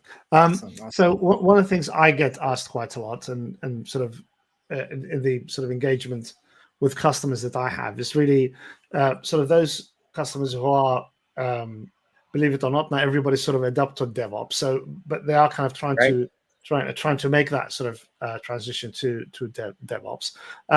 How do you guys sort of help them with that? What are some of the sort of challenges that you guys see when customers are trying to move sort of from that sort of old way of developing applications into the brave world of DevOps, platform engineering, and so on? It's a journey, right? Like the advice that I have, I guess there's a bunch of different pieces of advice that will depend on your context, but in general, right? If you take an approach of, I'm going to learn, I'm going to experiment, I'm going to do this in an iterative fashion, and I'm going to do it in a way that's not, it's not your platform team, your DevOps team going and building something and being like, here, devs, look at this beautiful thing I built, right? But instead involves going and talking to your dev community, going and seeing what they need and building things specifically for this. So I like the concept of platform engineering, and I think it's really important to understand what is like the minimum viable platform that a team can provide to their customers, right? And think about that, right? It's an important question. Is it Kubernetes? Is it Terraform scripts? Is it whatever? And the definition I've seen is the minimum viable platform you can provide to your customers is a document that explains how to do a task that your dev teams currently do. So, as an example, if I have dev teams that are deploying a container to a VM in AWS, as an example, right? If I create a document that either explains, here's the process for building a container that works, that people can pick up, self-service, read through, and follow, then I've created a minimum viable platform for my team. And then iterate on those platforms that you provide in a way that is done in consultation with their developers, with a product management mindset. The other thing I'd say, if you're beginning this journey, get some books, right? Get some books. The DevOps Handbook has a second edition, which is incredible. It's filled with really great customer stories and examples of things people have done. Team Topologies is an amazing book to help you understand what is it to do platform as a product, and what does that mean to your organization, right? Like, there are some really great classics. Like, another thing that we recommend to customers all the time is, when you're thinking about doing this kind of work, start with some value stream mapping. Understand what is your value stream? How does it work? And there's a really good book. Well, good maybe it's a very useful book. I can't tell you it's a fun read, but it's a useful read on value stream mapping, right? That gives you context. When you go read, the DevOps Handbook or Phoenix Project or the Unicorn Project, it's a more modern version of Phoenix Project, which I'd recommend if you're going to look between the two. It helps you understand some of the terms they're using and get those foundational lean principles and terms and terminology into that space. I kind of rambled a bit, Richard. Was that a useful answer? No, that's perfect. And I think you touched on it a little bit in terms of I think we've kind of proven that the technology is there. We can do the same thing in a zillion different ways, but it's also that kind of cultural and sort of person type of thing that we also and processes as well. So right, within so the old sort of people, process, technology kind of thing needs to come in. But that, I think, that stays true, right? It stays very true. And being good at experimenting and being open to failing, right, is critical, right? And then picking your targets and use your failures to drive you to more success as you go. Yeah, definitely. So definitely kind of bringing everybody along and gradually sort of morphing that culture, I think is what you need to do. And I think most companies sort of seems to be struggling with that. That's the kind of the barrier or the challenge that they that they really have in that sort of cloud journey, and moving more into into cloud native. So other question was around platform engineering, of course. So what's the latest with you guys around that? What's kind of GitLab doing, and then how are you seeing there's more sort of customers who have adopted sort of and been kind of doing sort of DevOps practices, being able to adapt to sort of platform engineering sort of approach? Yeah, what a great question. So from a technology side, there's a number of things that GitLab is doing to allow folks that are doing the platform engineering process within their organization to deliver value to their customers, right?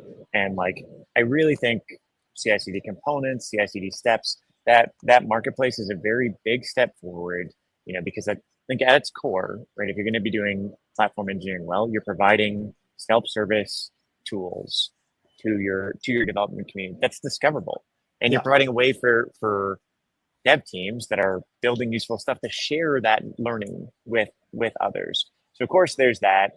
GitLab has built in a number of tools for value stream analysis, right, so that you can see and measure the results of your work, right? Because technology is cool, right, but cool tech doesn't make an impact on your business, right? What makes an impact on your business? Are you delivering the features? Are you delivering the stability? Are you seeing things begin to trend in a positive way or in a negative way? Are you able to start burning down that iceberg of vulnerabilities that exists in your environment, or is it continuing to grow, right? So GitLab has a lot of tooling to allow platform teams to share that information with the relevant business leaders, so that they can start making good judgments. And in my mind, there's very little that's more fundamental to a platform engineering practice than being able to make a hypothesis, test, and measure, right? That plan, do, check, act cycle is so critical. And there's a lot of tooling in there that enables it. We're always talking about GitLab Duo, the new AI assistant that we built in. So there's stuff there that can help accelerate different parts of the dev cycle, right? But yeah, I think the really exciting things are, in my mind, right, from a platform engineer perspective, what is coming in, what's come in CI/CD components, and what exists in that platform to allow you to demonstrate to your leadership, I've made an impact, right? It's one thing to say, oh, look, I wrote this cool thing. Okay, great, thanks, but hey, look, I reduced the lead time for a new change. The value, the value, right? Bond.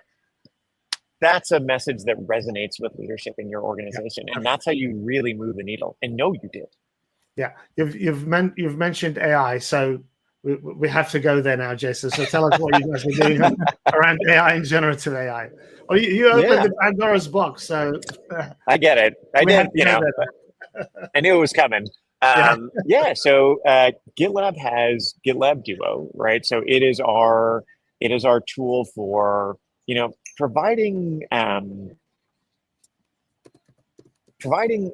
organizations and developers with what they're shooting for is a pair, essentially, right? Like your duo, an assistant that allows you to be better at the things you're trying to do, right? So it has a in IDE integration, so you can get code suggestions. It's got a chat capability, so you can ask it questions.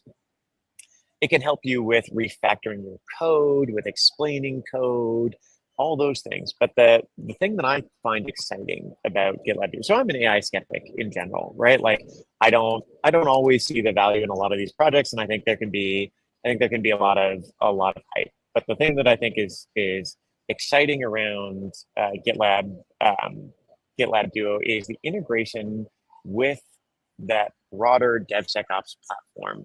So code suggestions, chat, grid, right? But there's tooling to also simplify. Hey, I've got a failed build. Can you explain why this happened? Right? I had a Terraform. I was deploying an EKS cluster in Terraform, and I'd borked my permissions right on the IAM role, and it was iteratively telling me where I was failing, why, and what change I needed to make to that IAM role, which is really nice. We also have tooling if you're a developer to allow you to see when you've introduced the vulnerability. First off, see, is my change what introduced this vulnerability? Yeah. And then explain exactly how that happened and how you fix it, which is really good. And of course, tools to help you with that merge request, that merge review flow, right? That code review step. Yes, Yeah. absolutely. Cool. Absolutely. I think right now the cloud native ecosystem is quite so gigantic that the developers is actually hitting their head to the wall. What happening to my life as well? And that's where the people like I'm adding the screen up is Victor is so Ah, helpful for this. Hello, Victor. hey, I don't know if you can hear me. Mute me if it's we too much can. noise. We can hear you. We can hear you. I can hear you. Perfectly well. Okay, Awesome. Thank you for joining us. So from cool. Victor. And I think you need to reserve one my book signing as well because you need to somehow I need to collect it from you in the near future. Too late for this one. All are Oh gone. my god. I'm done. Oh my. How many actually you have signed book today? No, 100 only. Then I miss it. Oh my God. So, but you need to send it sometime in the near future because you need to reserve it one for me as well. So, Yeah. thank number one, thank you very much for joining, Victor. And now it's up to you because we have a CNCF landscape with us, to be honest with you. So we can ask any question as well. So, Victor, is it your first day right now today? You're actually landing or is your second, third day at the KubeCon or No, you're no. I've busy? been here for already like 4 or 5 days. Oh, KubeCon starts with rejects 2 days before day zero events, which is a I day think before it's KubeCon. becoming a standard now, isn't it, with the rejects? Oh yeah, rejects are the best way how to avoid being shocked. Right, kind of it eases you into the madness that is KubeCon.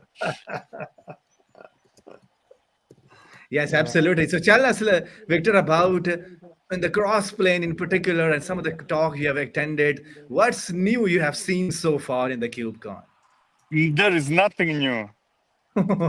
That's great news. No, I mean there is of course always something new, but I think that we are not in that phase anymore. We are not. If we're talking about cloud native something, I think that we passed the phase of okay, every day something new, and there are new ideas on the topics you didn't even think about. I think that now we are more into the consolidation phase, right?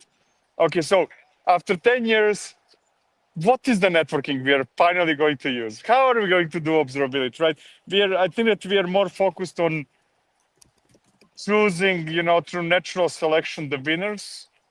And I feel that's very important because, it's madness for a normal person to say, oh, you just need to pick 10 out of 200 projects and you'll be fine. Kind of like, that's just too much.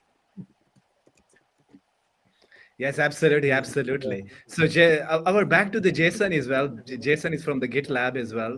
So, Jason, I think before we let you off as well, there's as I spoke to, if I go to this the DevOps Toolkit YouTube channel, so there's some bombardment of the tool exists in the CNCF ecosystem as well. In terms of the integration of some of the CNCF tooling in place, we have seen Flux has been integrated into the GitOps for GitLab. So number one, what's happening there in the front, and what are the different other ways I can integrate my favorite tooling into the GitLab? Yeah, well, great question. So GitLab itself is continuing to sponsor and help with Flux, right, as a project, right? Like we use it as part of the continuous deployment tooling that's available to GitLab users. So there's an integration with GitLab's in-cluster agent that allows you to do some things in and around GitOps or in and around Flux and view things in your clusters. GitLab itself has an integration with Kubernetes, so you can see what's going on in your environment. You can give your developers, based on their code base, a view of what's running in the appropriate namespaces for that project. And in general, depending on your tooling, there's a lot of other places for integration. GitLab CI is a native integration point for a lot of different workflows. Of course, there's native support for Terraform, container building, publishing, Helm chart building, publishing, distribution, all that stuff in there. A lot of different security scanning tools have native integrations in with in with GitLab. The thing I'd say, if you're looking to if you are someone who builds integrations, right? GitLab CI/CD components, I know I keep going back to this, are a great way to share your tooling in there, right? Either that you've developed or that third parties might develop in that space. So that's my recommendation if you're looking to integrate. Look first at CI/CD components and see if you can build something there. Awesome. You know, Absolutely. that's kind of the beauty of where we are right now, I feel, with Kubernetes, is that integrations are becoming trivial, right? Because if significant percentage of the tools are now Kubernetes native, to use some words, right? You don't need anymore to think about and work on integrations as hard as you had to work before, right? Kind of, oh, how will my tool, I don't know, provide logs to people? Well, it doesn't matter because whichever logging system you're using in Kubernetes will work, right? How are we going to do this? Again, doesn't matter because as long as you're following the same pattern as everybody else in Kubernetes, it just somehow miraculously all works, right? Yes. That's 100% true as well. Absolutely. So I think in terms of Victor, if you have gone through some of the project in particularly, so which one of the actually conference co-located events you actually have attended? Platform Engineering Day or? I was on platform engineering most of the time, mostly because I had a talk there. So. Oh, that yes, absolutely. So I think like one announcement that somebody said, like in the KubeCon London, there's a 2-track for the Platform Engineering Day. So they're actually Yes. expanding it out. Yes, I think that platform engineering is probably the most attended and day zero event. So it will be 2 days in London, probably. Most Awesome, likely. absolutely. And that's where Richard is currently, and he needs to be aware of this thing as well.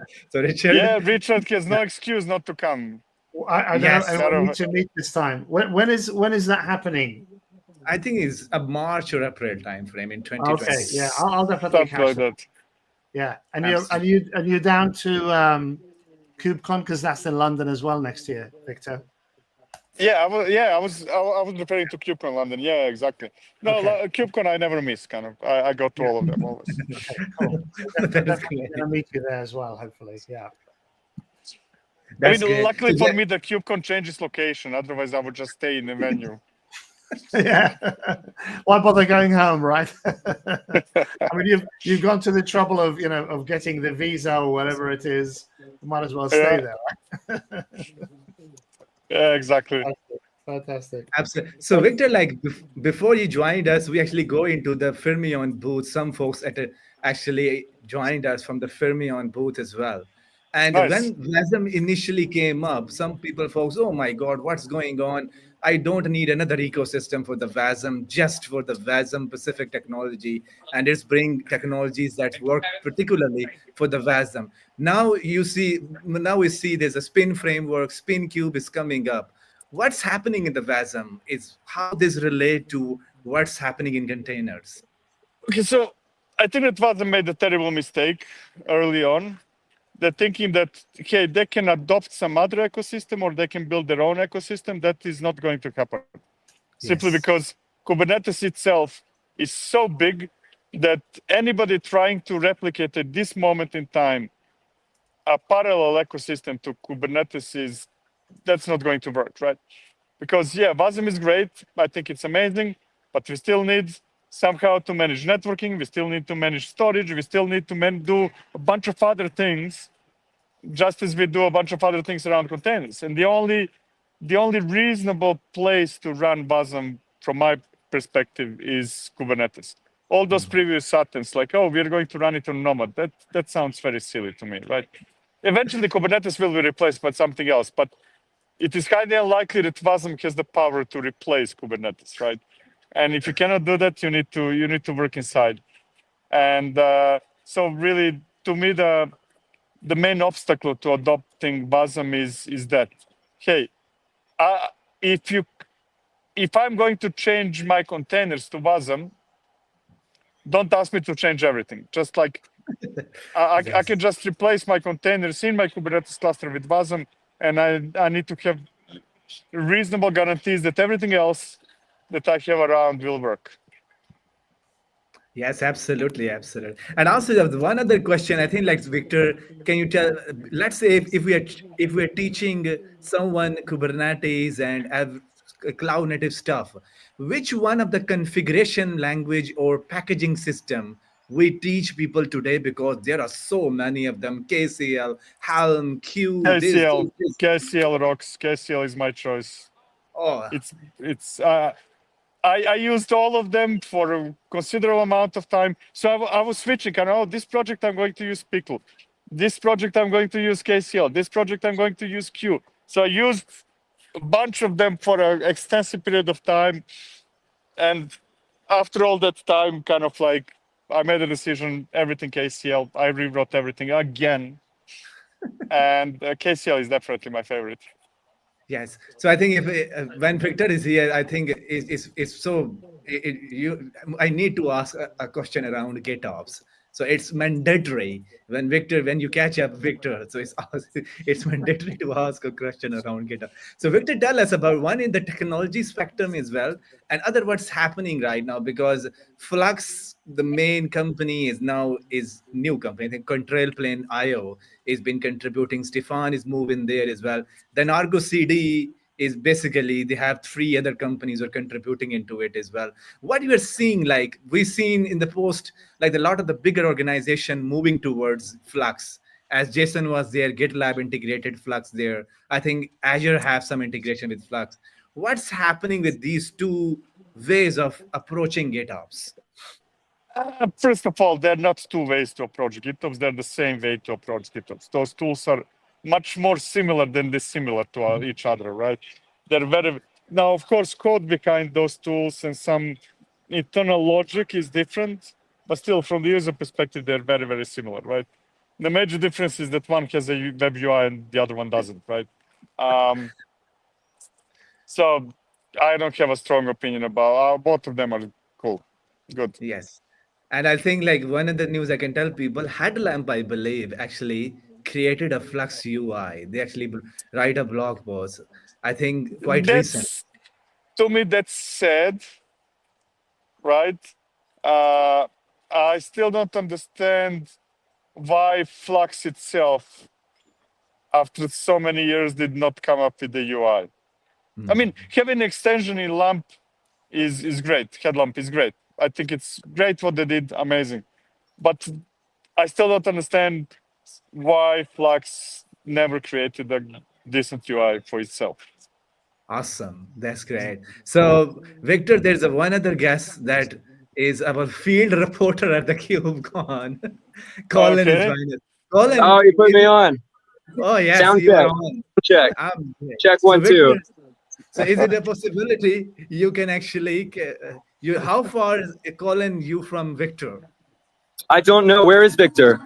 Victor is close to the main entrance Close to the main of the entrance. building, you know. I will find Victor. I'll jump. I'll go on my way. Oh, yeah, absolutely. All Sure. right. Okay. I'll So check. meanwhile, Colin, All right, I'm on the hunt. While Victor with us on the call, I think it would be great. You can actually go into the backstage booth somewhere if somebody was there as well, and we can ask tough question to them. Who goes to sorry, I missed that. Who goes to backstage booth? Colin Griffin. Colin is going to be Okay. there. All right. Colin Okay. On the Colin is move. yes, Colin is our field reporter for the last 2 days, and he's really helping us out, walking us through what's happening there as well. So I think like while Colin is going there, what's your thoughts on Victor backstage currently as of today? Is so crazy back in the days. Now we see the dipping point where very less people are talking about it. So what's happening there? How we can actually grasp the backstage adoption? I mean, you're asking a wrong person, man. I think that backstage is absolutely amazing as an idea, and terribly wrong implementation. Yes. Everybody who actually subscribe to the DevOps toolkit, they know these two. No, it's great. You know, I kind of somehow compare it with Mesos, right? Kind of like Mesos was the first among orchestrators. It was extremely popular. but it was first, and it made I some, have connection some issues. mistakes. Sorry if you were talking to me. I don't think No, you no, no, were. no, no, It's no, all no. We're good. talking to Victor. Victor. We will get back to you when you're in the backstage booth. Don't tell them that I'm in the stream. They're not going to speak with you. Oh my god. But no worries, no worries. Victor, you can speak now. You can speak. Yeah, I don't remember anymore what I was saying. Yes, you're talking about something backstage, I think. Yeah, I think it's absolutely great because it showed us what the direction that we should take, and from that perspective, it's amazing. But yeah, it's not necessarily designed in a way to be served to massive number of users. It's really something that worked very well in Spotify, and I have my doubts how well it works, at least for smaller organizations. Absolutely. Now, right now, we can back and then Richard some ask question around this because I asked the final question around cross-plane as well. Terraform, OpenTofu, Pulumi. There's so many language coming up in the infrastructure realm as well. And I'm also see a move from infrastructure as code to infrastructure from code as well. So there's a bunch of other companies chiming in and saying there's infrastructure from code as well. So that's another move as well. So what's going on with I mean, Terraform? I don't know how much. I don't even know what is infrastructure from code. First time I hear it, to be honest. What is Infrastructure it? from Tell me. What is it? Kaluto, I think. Oh, hello. Hello. So I'm saying infrastructure from code is from Kaloto.app, I believe. They came up with this terminology. But Clotto announced like a month ago that they're done. Oh, okay.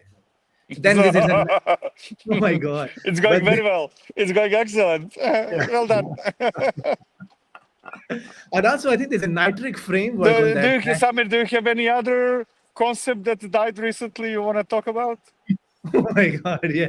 Yes, do let us know as well. I've done a whole series of dead tech Oh, talks good, good. on my Our channel. field reporter is now in backstage, so we need to ask some questions. So call and you can actually guys. can go. I'll leave you to Let it. you go, Need to Victor. run. See Good you, to see you, everyone. man. Thank you, Victor. Thank you very much for joining Bye-bye. us. It's been super great All right, to have you. quick sound check. Are we good? Can you hear me okay? Yes. Not Yes. using the same microphone stick. No, Yeah. you are absolutely good. Freewheeling it. No headphones. Yeah. No, you're good. You're good. We can hear you perfectly fine. Okay. I'm gonna turn it. I think I need to turn it upwards again. So bear with me. Yeah. All right. This is really easier. I hope it's okay. Yes, absolutely. All right. Yeah. So Yeah, that's fine. They're busy talking. So we'll try to interrupt over here.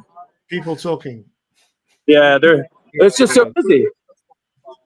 They're popular. What can we say? All right. Yes, absolutely. Who is actually Who's the next that? one close to the backstage booth? Let's see. Oh, we're good. We got somebody free.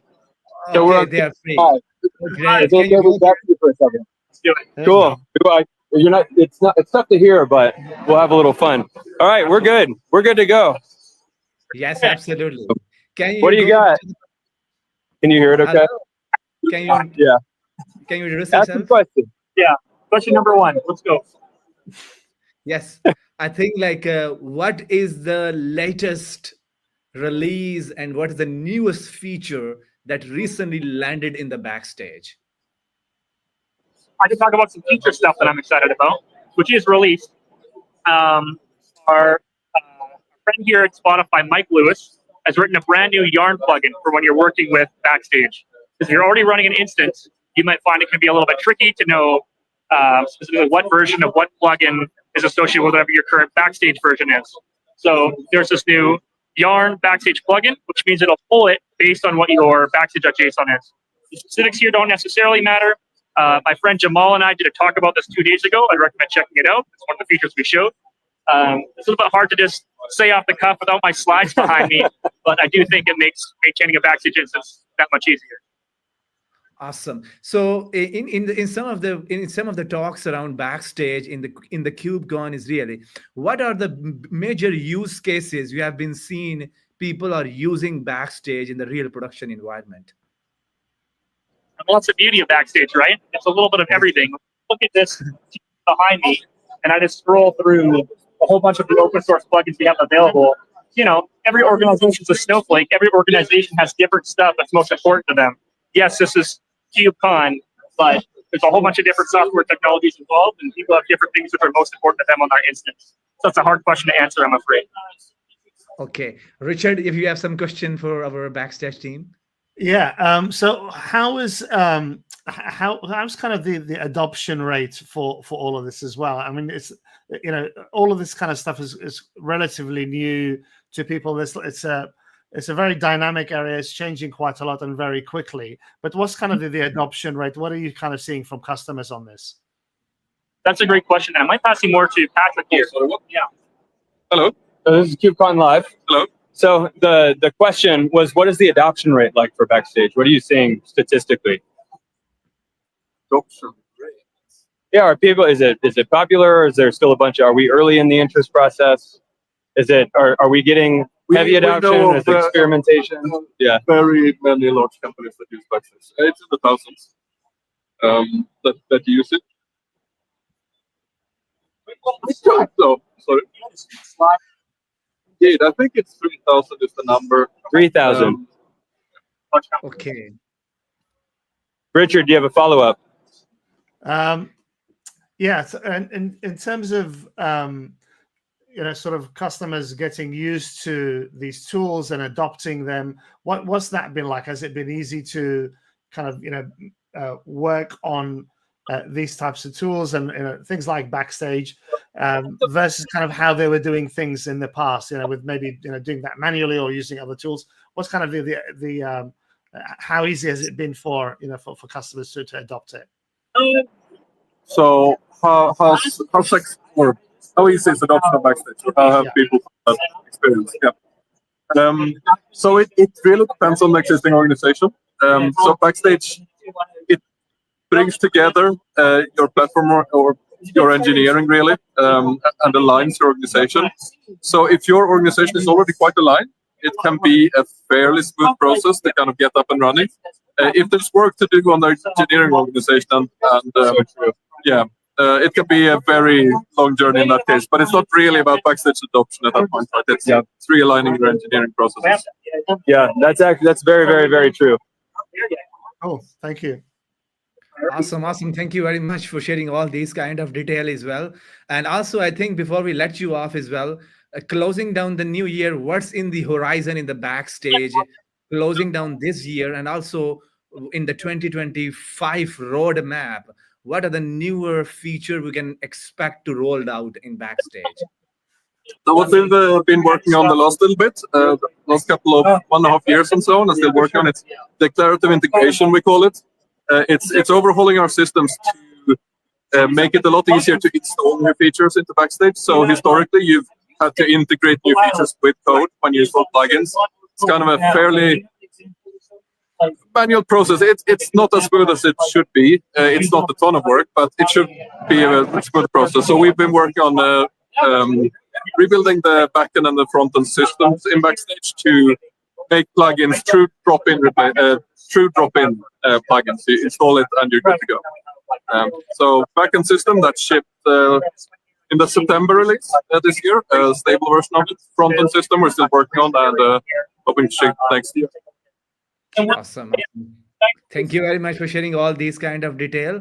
And hopefully, because we are missing some content on the Backstage in our podcast, in the near future, we'd love to invite you and have a longer conversation around Backstage and its capability providing for a lot of the teams in working on the platform engineering or DevOps world. So it's been super lucky. What's your name and how I can touch you in near future? Is you have a LinkedIn profile I can check in or?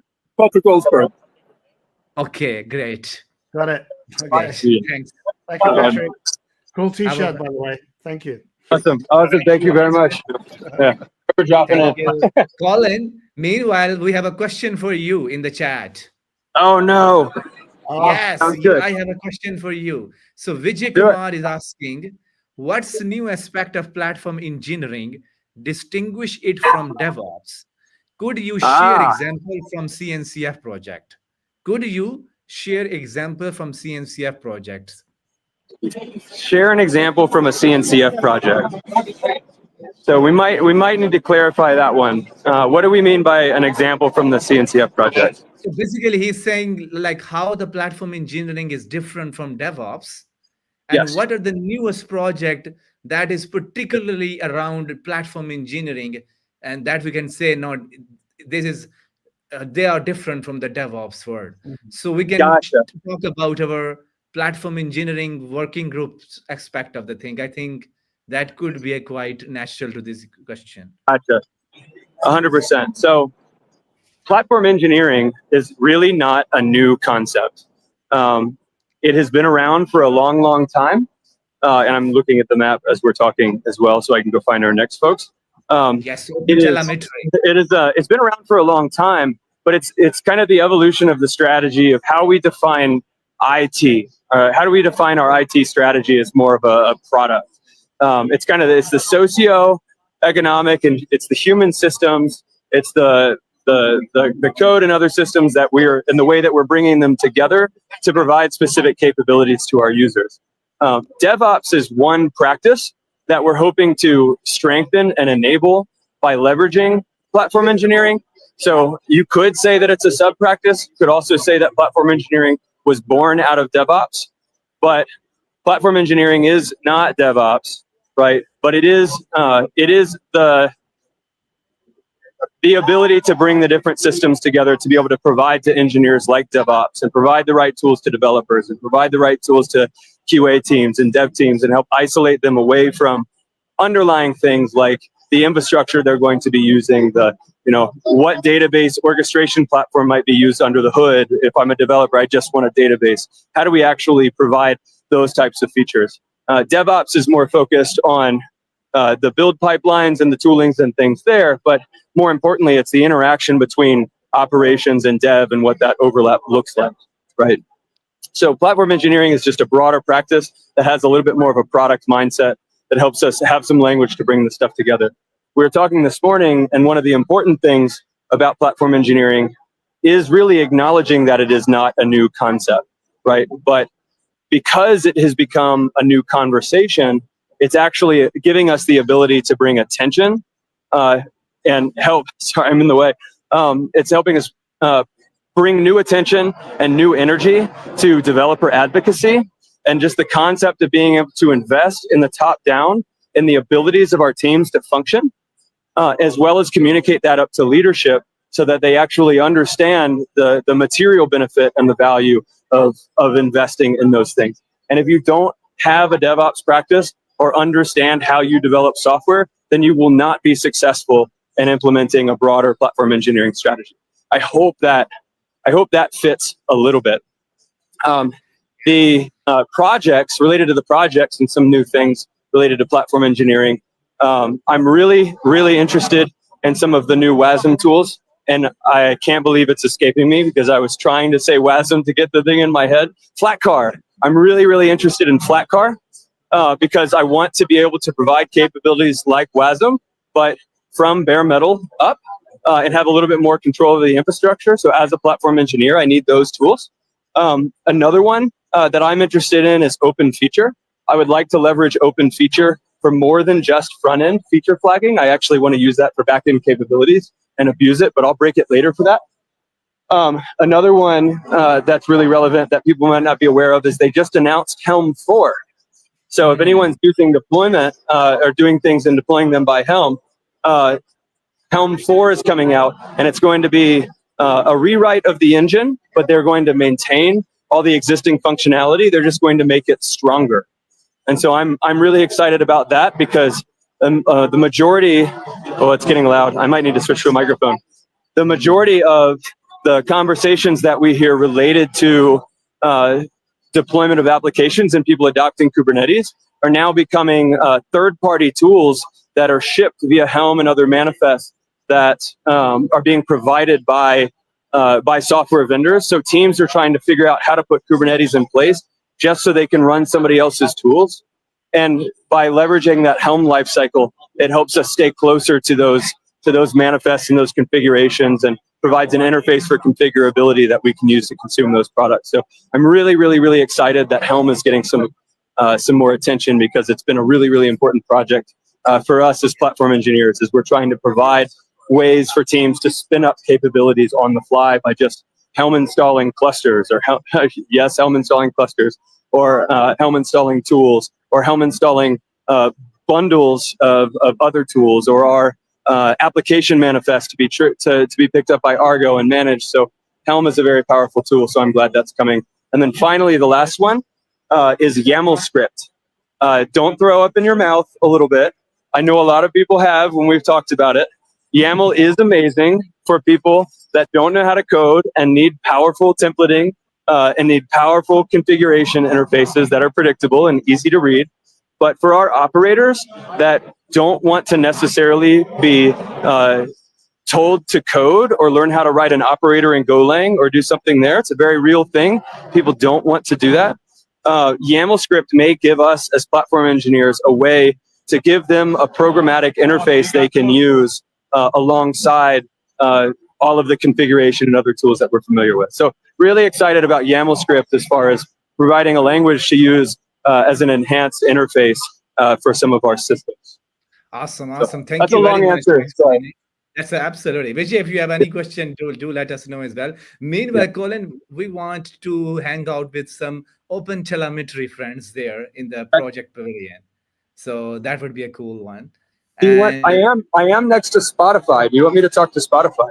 Yes, I think that would be a good one if they want to talk with us. Yes, can go ahead. Is it near to you? Let's see. Sorry? I'm saying, is it really near to you, Spotify? It's right there. Yes, I think we can go there as well and see what's there. Is that okay? Yeah. I'll check. I'll check and see if it's okay. I don't want to be rude. Yeah. Are you okay with the live stream real quick? You're okay. Okay.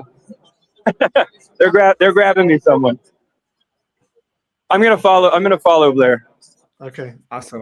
No worries. So meanwhile, we have two spots to go. The one is open telemetry, and one is.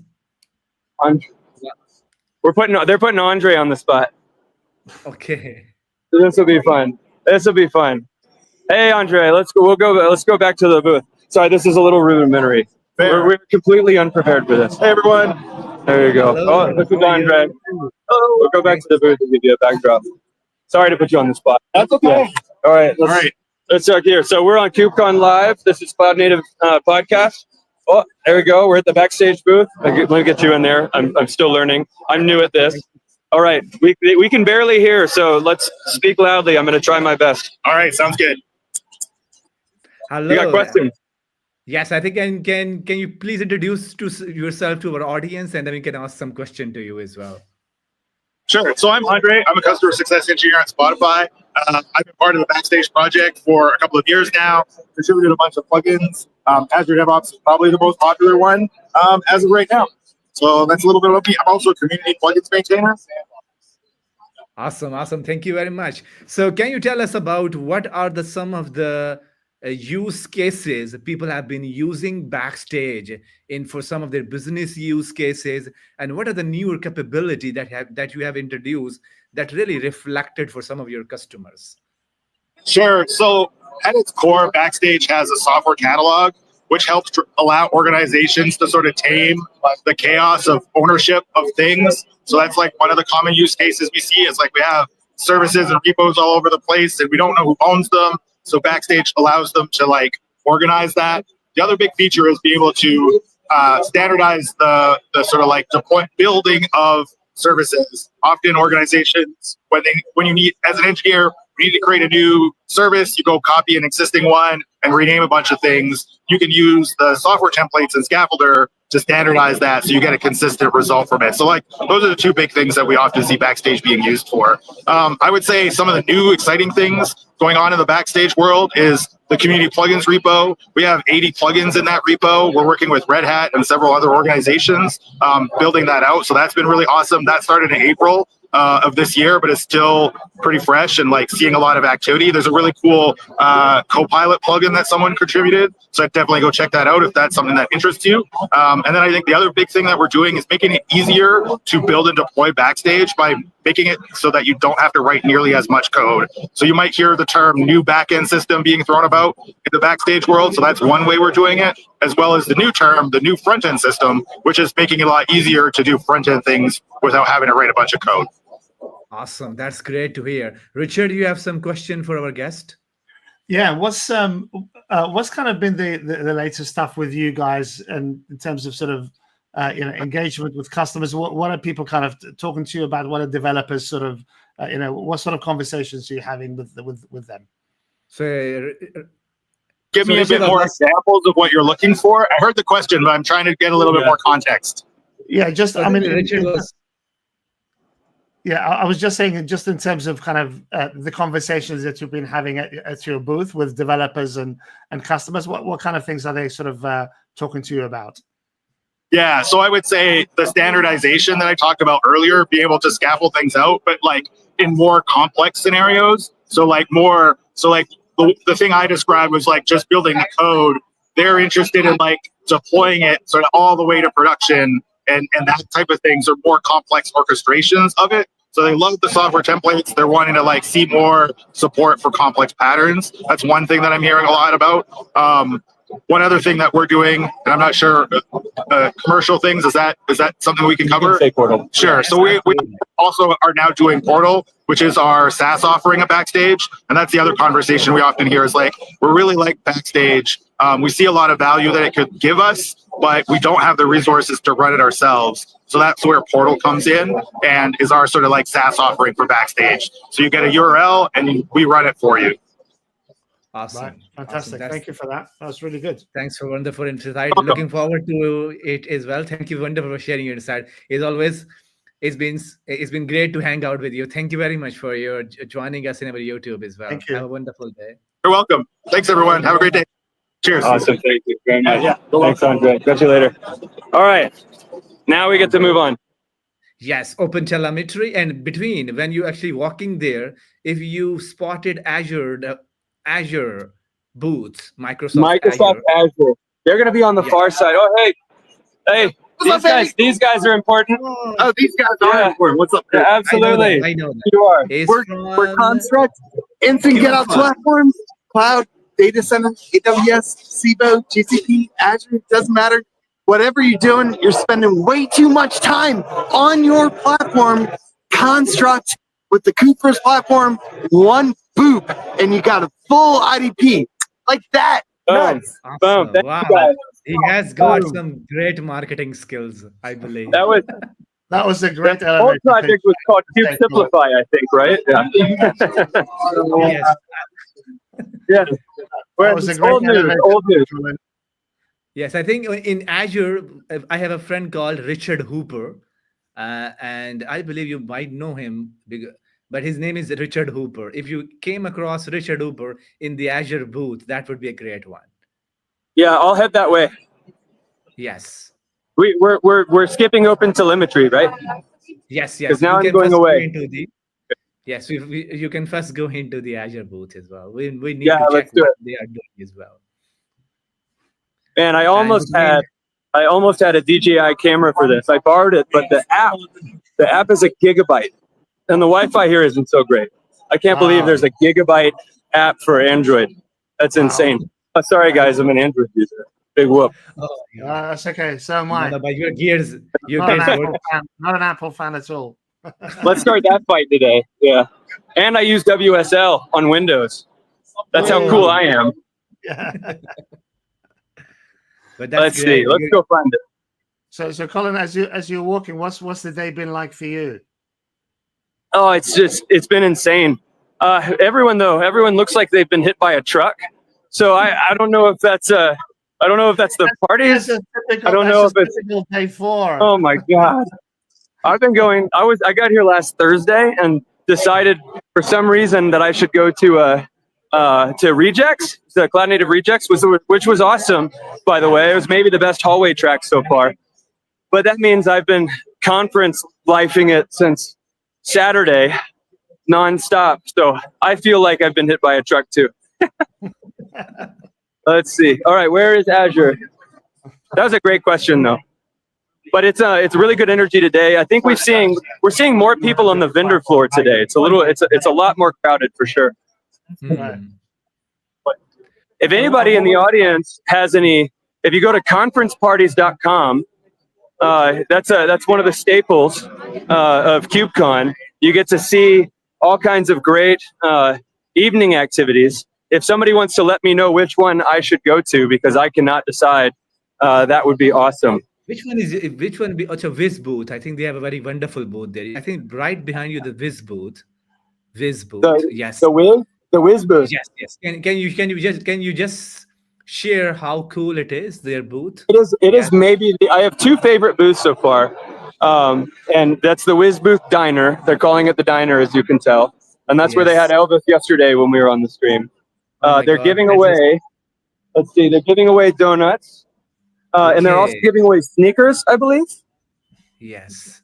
Look at that. They have one hell of a booth. Oh my God. We're on the Cloud Native podcast. Or a live stream. Yeah. There you go. Oh. What are you guys giving away? Tell us about this. They're amazing expensive stuff. Oh, socks. Cool. They're both guys in this team. We're having a new team launching at AWS event, so definitely people should come by. Then we have our custom Nike shoes. Oh my God, I need that. Oh, that's awesome. That we are wrapping up. Oh, Richard, we miss some awesome swag. Oh my God. That's they got sensors. Dude, this is one hell of a booth. Oh my God. Oh, there you go. Oh, that's amazing. That's amazing. That's so cool. Oh, I'll come back. I'll come back. They've got me too busy. Thank you guys very much. Have fun. So, Colin, for our break, I think this is the best booth in the KubeCon. So you need to stay Is it the best booth? So that's a cool booth. I'm gonna go over to the Tentry booth. Okay. So are you guys familiar with Tentry? They're in the storage space. They've been around for a long time, but they're entering the cloud native space and pretty aggressively. It looks really interesting actually. But I'm gonna try to see if we got somebody. Do you know what they've been Everybody up to? looks busy. Do you know what they've been up to, Colin? We're seeing is Brock around. He run off. We're trying to do it again. We'll get him. We'll come back. We'll come back. Oh no. Oh. They're killing. This is the Cloud Native podcast, so it's just we're live streaming. So let's see. So the booth here, you frankly have probably the coolest booth, at least the design. So take a look at the backdrop. Well, I'll switch. So we've got it's all. This is like Utah themed. So we got these inflatables. We got this Tentry Abominable Snowman, right? But I want this backdrop for the stream setup here. This thing is amazing. It's super cool. So lots of great decoration and all that. And they're giving away these awesome Lego sets. The Legos, yes. That looks very cool. Yeah. That looks very cool. Well, I don't know, Brock. The CTO has been wearing this awesome mullet hairpiece. So I was hoping we got to embarrass him on live air, but he's really proud of it too. So I don't know if he's coming back quite yet, but I'm buying some time. Oh, let me show you this. This is an interesting thing about this KubeCon that I haven't seen at another one yet. So we've got this big Lego workspace area, which is pretty cool. That seems pretty typical. Okay. Right, so people can sit down. There's also an oxygen bar and a place to get massages. And somebody's telling me that there are puppies somewhere, but I have not been able to find the puppies, and I'm really angry about it. So I need puppies. Yeah, sorry. I saw that on the agenda, Colin. I don't know where it is. I'm pissed. I need puppies in my life. But look at this. This is ridiculous. They're playing pickleball. Oh, They're that's playing great. pickleball. This is insane. I can't believe that. And it's been Yes, that the pickleball court has been reserved and packed like the entire time. It's hysterical. oh my God. It Yes, would've- this is I thought we weren't supposed to be athletic. Thought we were supposed to sit in chairs all day. this is something new. This is something new. I think glad they actually added that as well, because it's a tough for the Okay. conference like this. That's okay. That's okay. Huh? Tell us who you are. Hello.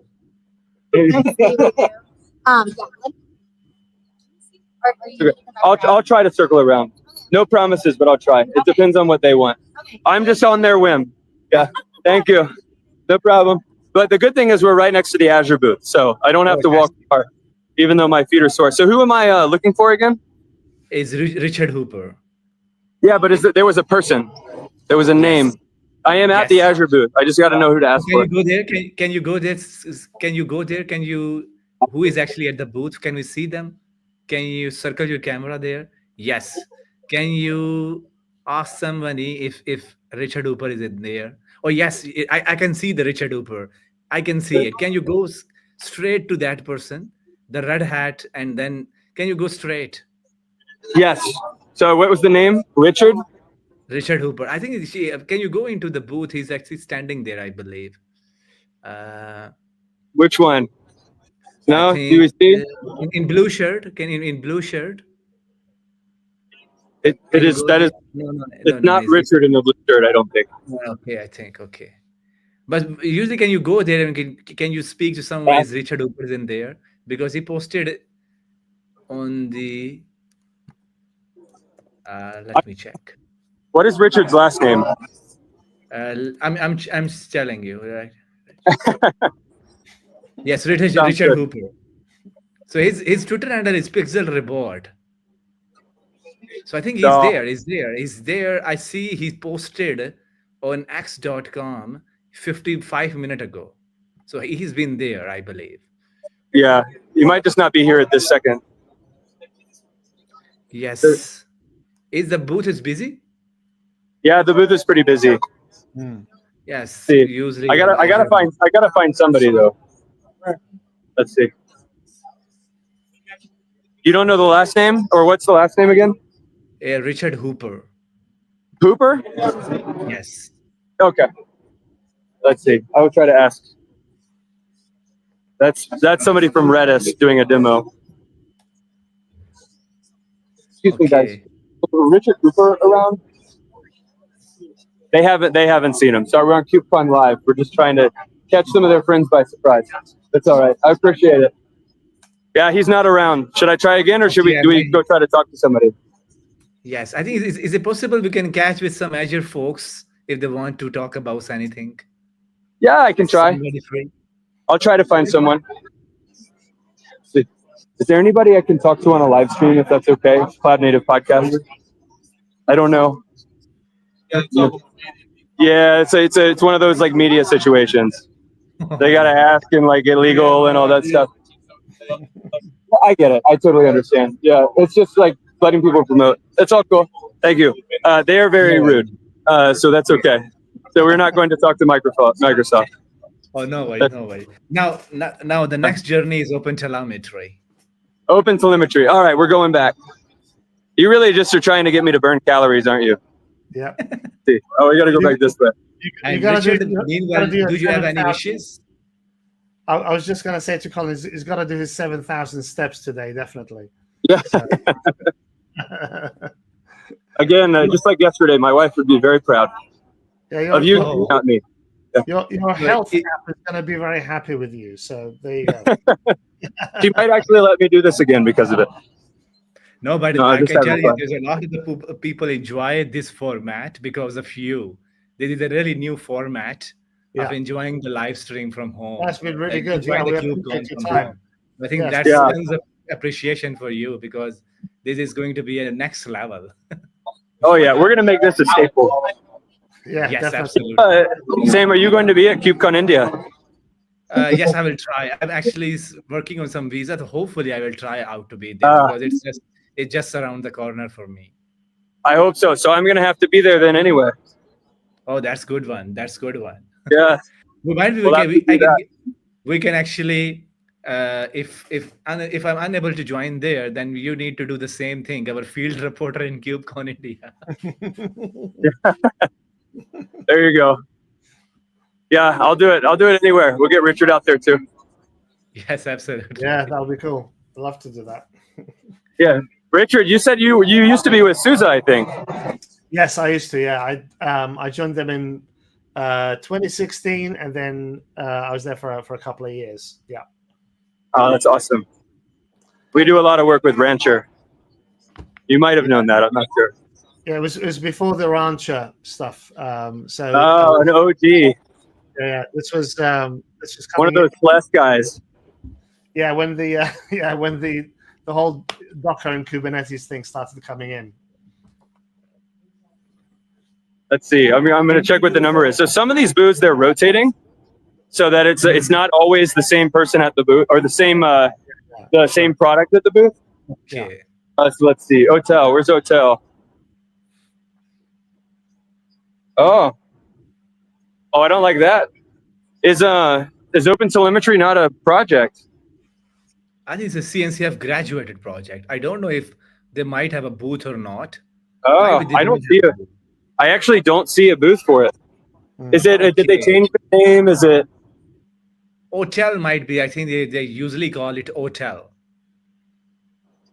Yeah, I've got Open Cluster Management, Open Policy Agent, Open Policy Containers, Open Cost, Open Feature, Open FGA, OSCIL Compass, and that's it. I think like they might be there not having a booth because sometimes the graduated project remove some of their booths from that there because they actually already landed in the ladder as well.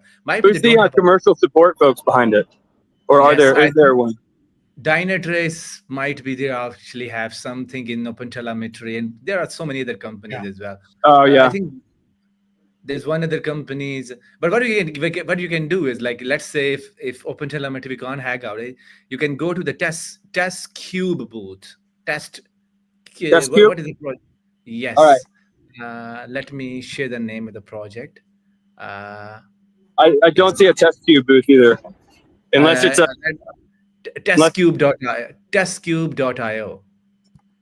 Let's see. Yeah, I don't see. I believe they have because already we actually joined someone from the stream today. I don't know. Are they under a different? I feel like I'm failing here. I can't read. Are they under a different name? No worries. I'm actually helping you out. No worries. I'm going in their website and checking which booth they are in. Yeah, that would be perfect. Because it could have been one of those, like the platform's working group. We were rotating with tag app delivery, and so it could be. Right, it could be one of those situations because we're not on the list of booths officially, formally. Yes, absolutely. I think there's sometimes rotating, as you mentioned. Let me check. Is there information added on their website? Oh my God, where is this information? Where is this information? They're a very cool website, and I'm just checking their booth. Meanwhile, I share with the people in the. Yeah, I can only see the schedule. I can't see exhibitor list. This is their website. I'm sharing in the chat file. Meanwhile, if we aren't able to catch up with, yes, I think there are some good project in there. Yeah. Do you want to talk to Microx? Yes. Is it near you? And Laurent. I know they won't be mad at me. Like the Azure guys were mad at me. Hey, would you guys like to talk to KubeCon Live for a few minutes? Oh, yeah, sure. There you go. We're on live. We're the same, probably. Oh, so hi from Microx, Sandbox project, fully dedicated to API mocking and testing, tool for developers mainly, but used by a lot of, let's say, big adopters and enterprises. So check your adopter list. It's quite public, and it showcases, let's say, how important the tool is used and not used at scale, let's say, with hundreds and hundreds of developers. Used to streamline the development lifecycle process by mocking and simulating API on all dependencies to speed up development. And last but not least, test everything when it's up and running on QA or in production to ensure that you don't never introduce any breaking changes depending on the API version. So cool stuff to check. That's like the best elevator pitch that I've seen yet today. I think so. 10 out of 10. Colin, can I ask, what is just for those who don't know, what is API mocking?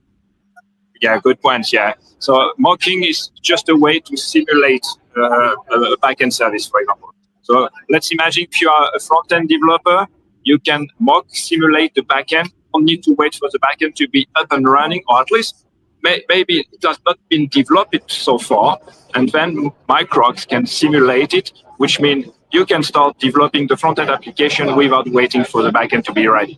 Or if you only take care about a part of the application, backend, for example, you can do it on your own laptop and be completely disconnected and avoid any drift, when you're going to move to the real backend. And why? Because what is in the middle and what we use to create this simulation is the contractor specification, like Open API, async API. That's what, as a provider, you commit on regarding the service you provide.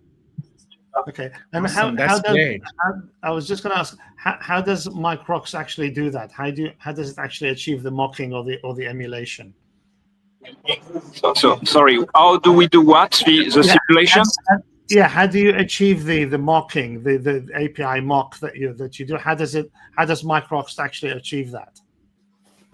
So as I said, we rely on a contractor specification. Let's take as an example Open API. Within Open API, you can create examples, which means for each endpoint, you can create example for query and responses, and describe it in the spec itself. So we infer this information when we import a contract in Microx, and then we just reply with this query and example that you have provided. But, and that's very important, you can add on top of it. There's multiple ways, let's say, to enrich the data set and add multiple examples. We have an AI copilot for this purpose, can suggest you some examples which come on top of the specification. You can record real-life traffic and explain it as the HTTP archive format. And again, we're going to enhance the number of examples. And we have you can use Postman collection as well, very well known for this purpose. And we have our own way to describe a YAML file. Within a YAML file, your examples, and again. So you can enrich and create a very broad data set of examples. And we have a lot of adopters, by the way, who are using that to anonymize the example and make it GDPR compliant and provide sandbox ready to use for partners or publicly available and so on, without by ensuring the fact that they are not providing any critical information. Right, cool. Thank you for that. Awesome. That was very Thank good. you very much for a wonderful explanation.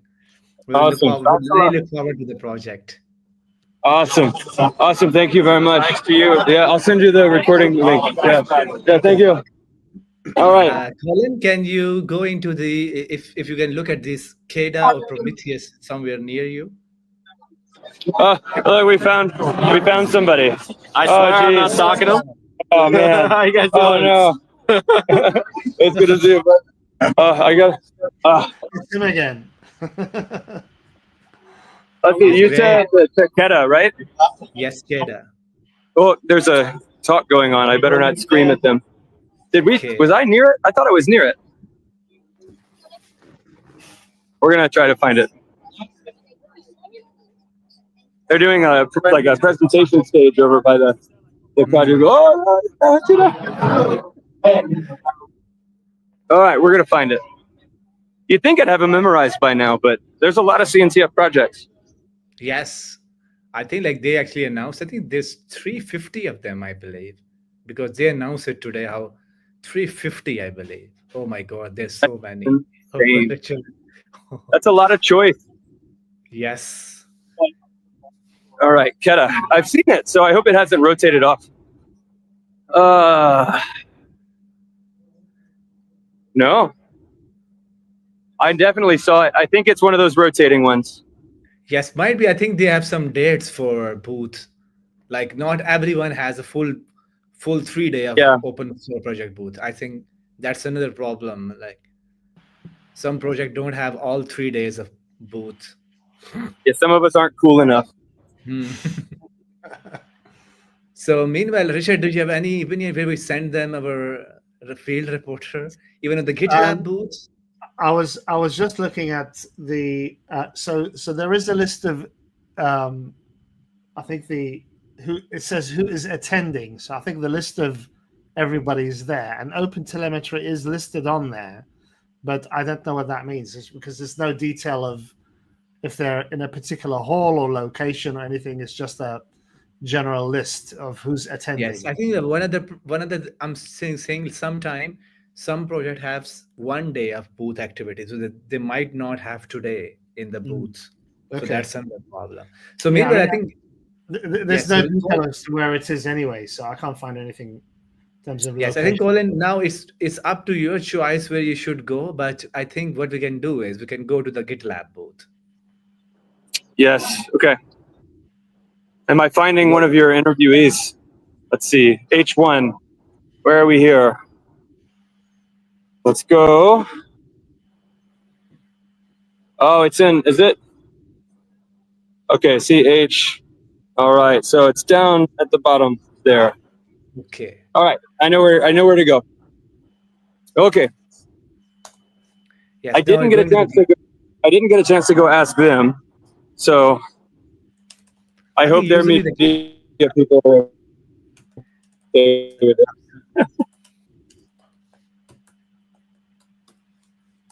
Oh my God, I think Colin clicked a wrong We're not button in following. there, I believe. Yeah, I think his connection wasn't very good. He was saying anyway, but we might get him back. I'm Yes, I back. think he's back. Hey. I'm back. I'm back. I pushed Yes. a button. No worries. I think like usually when I see is the GitLab has a wonderful booth in the previous conferences. What So was checking, like, how Saim? What was the other one you said you really liked when we were talking offline? What was the one you mentioned? The other booth? His solo.io. Oh, okay, right. They have a very good booth. I did notice they had a what did they have? I noticed they had, I think, a sponsored keynote? Yes, sponsor keynote, yes. Yeah. So a new frontier for Kubernetes network security. So they were talking, it was interesting because they were talking about, the synopsis said about Kubernetes ingress security is treated differently from east-west traffic. So that Also, like I think yeah, it'll be we need interesting to ask. to listen to. Oh, we are in the GitLab. Oh, great! Can you go there if somebody want to speak to us? And they have a good booth. Yes. Yeah. Let me try. I'm shell shocked after that Azure experience. Oh my God. Colin, No, you it's gotta like get I'm used to that. afraid. I need a sign. As a field reporter, you have to get used to that. I know. You have to get used to taking the break. A quick question. You don't have to. We're on a live stream with Cloud Native FM. I was wondering if anyone would be willing to talk to us. I know it's. Yeah. Okay. Sounds good. I appreciate it. Sure. I don't want to like be rude to you guys. Yeah, we might have to circle around. Okay. Because they're recommending we come back. Yeah, sorry. Thank you. Awesome. They have a good booth. I think they have. And meanwhile, like, Colin, while you're actually going somewhere, can you tell us like which one of the booths from the company's vendors booth you have seen so many are a very crowded space from the vendors booth? The busiest one has probably been the Rancher booth, but I think it's that way literally every year. I don't know what they put in the water over there, but it's been packed. I don't know. Maybe a bunch of people use Rancher to run their home labs. Hopefully, their businesses. But yeah, the SUSE booth is always crowded. The AWS booth has been a little bit too. I don't know who's. I wonder who's giving away the best stuff. I haven't really paid attention. I don't have any swag yet. Oh, I think Wiz swags are one of the big ones. Yeah. They are the last we actually see. Yeah, AWS definitely won't come to us. Yes. I have a favorite. They're in the AWS. AWS Arcade. Is there anyone able Yeah, to talk tons, Carlos. Tons Yes, of Carlos tons of Santana. people. I Yeah, think we both know Carlos Santana. Yeah. yeah. He looks deep in thought. We'll try. I'm going to circle. I'm going to continue to circle, but I will go back to him. Yes, the big boots as usual. There is a company Give you the full that's view. quite interesting. I don't know where they are, but there's a company called Aviatrix Systems, and they do like cloud network security stuff, and they do What was really it cool. again? Aviatrix Systems. I'll put it in Let's the thing. see. I'll try. I won't try. I will do. Now you're actually going through from which booth? Which booth is behind you? These look very cooler. Dell Technologies, okay. It's Dell. Yes. For the they are Dell very booth? good. Did you able to talk to us? No. There's that again. This is Sousa. Oh my God. I can ask. They're all wearing plaid shirts, and so they all seem very friendly. That's very welcoming and warm. Yes. Yes, absolutely. Can you go to talk to somebody? They have a very good. I'm just gonna venture into the middle and see if they kick me out. See if we do that. I don't know. This is very cool. Let's see. So we're inside here. I think we got some demos and some other things going on. Is there anyone? I know it's like we're on live stream with Cloud Native Podcast, but is anyone willing to talk to us? That would be kind of cool. I don't know. We're on a live stream. Okay. Wondering if you're willing to talk to us for a second. Of course. Yeah, or chill a little bit for yourselves and ask some questions. That's okay. What's your podcast? What are you guys doing? Oh, Cloud Therapist. I watched your video not so long ago. There you go. There you go. Yeah, you're famous, Richard. Is OpenStack dead or not? Yeah, not same or not. No, so it's only Richard's famous. No, now we're razzing him. So I work for Dell Therapist, all kind of stuff in the cloud, on-prem. What's the name? What's the name of the badge? What's the name of the badge? The name on the badge. My name? Yeah, your name. Oh, Florian. Okay, cool. All right. Yeah.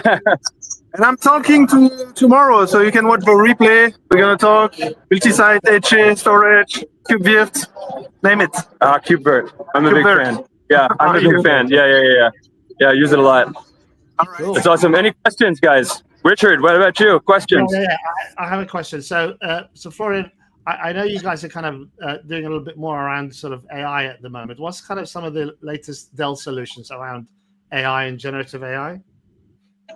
Oh, that's a good one. So we have this whole pitch about the AI factory, which is kind of co-engineered hardware or component with NVIDIA. So huge story around, super fast storage to be able to process unstructured data in parallel, NVIDIA GPU, PowerEdge servers.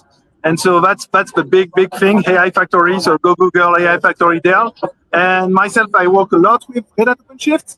And with OpenShift AI, you have also kind of nice stuff with integrated pipelines and whole ecosystem to kickstart and with your AI development. That's in a nutshell what we do. Great summary. Cool. Give him a hard question. Just a one question for myself is just a one question on myself as well. What are the CNCF technology stack Dell internally using?